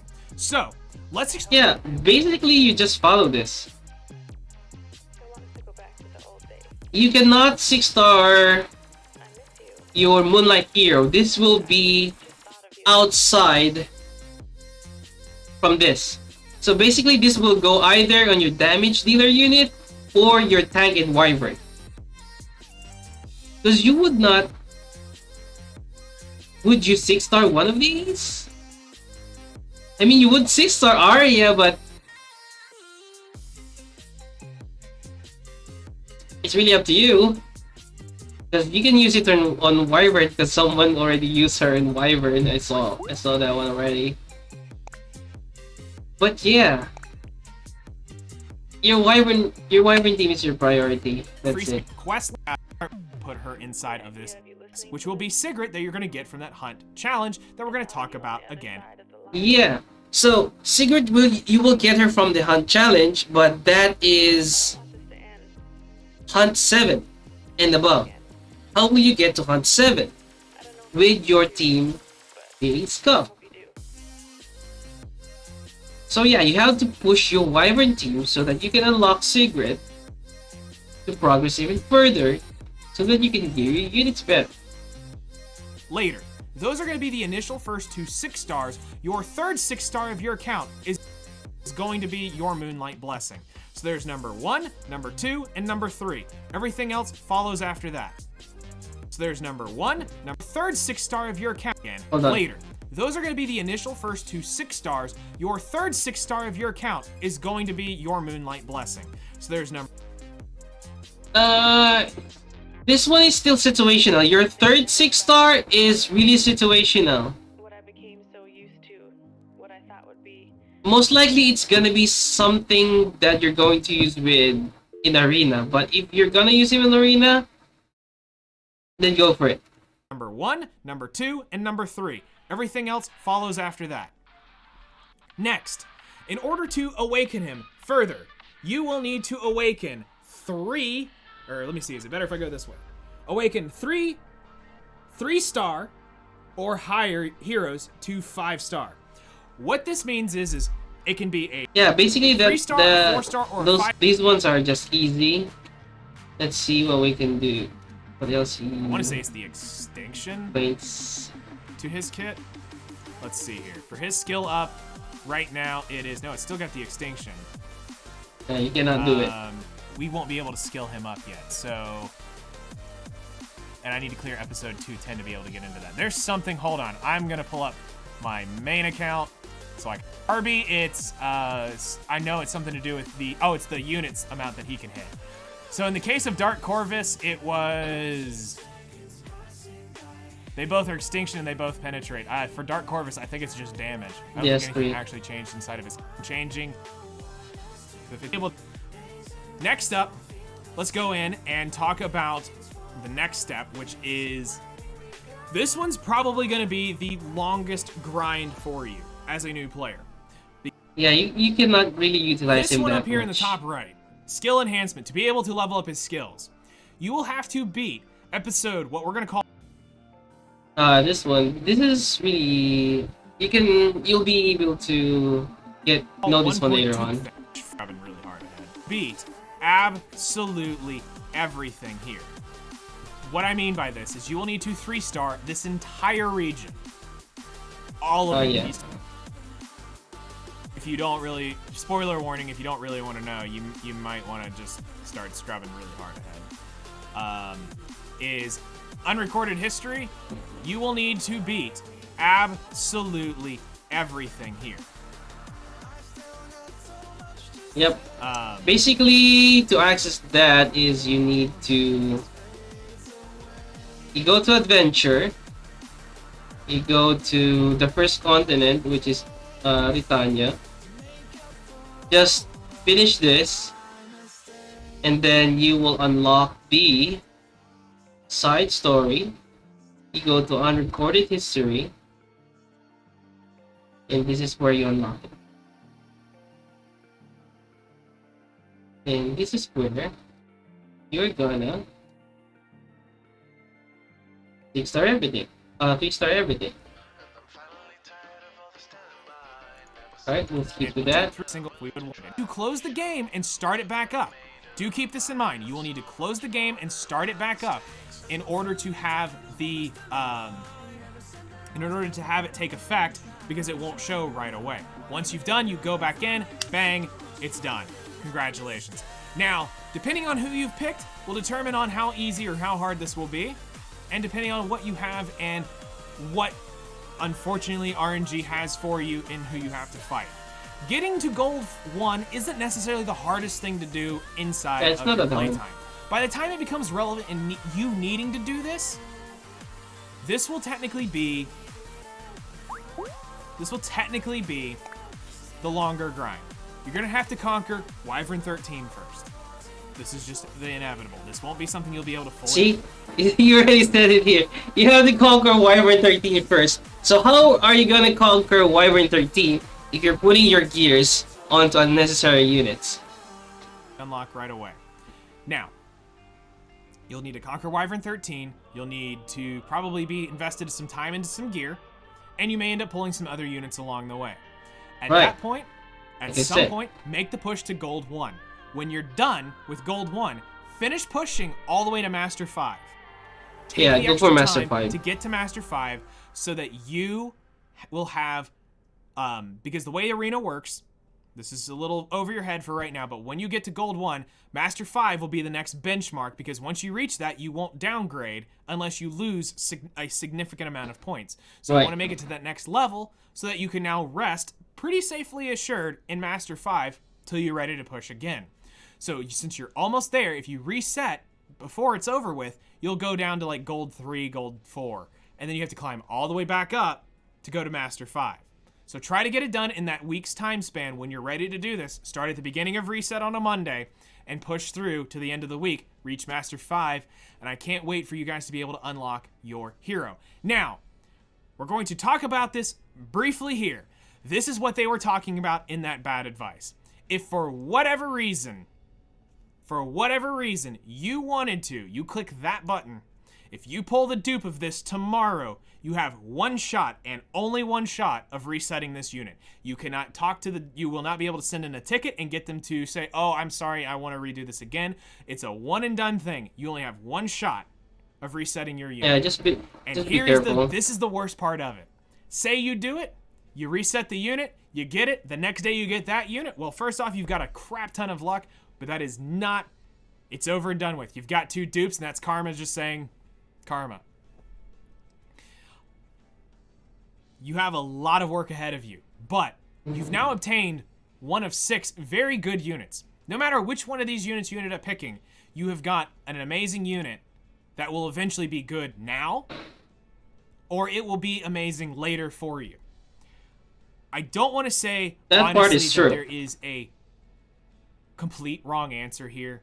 It's just what makes your account and what gives you the most progress early on. What my goal of this video has been is trying to give you, the new player, the best possible experience for the long-term grind. Because this game is grindy, it will take a lot of your time to be able to do this. There's a lot of stuff we have to cover. We have so much more to coming.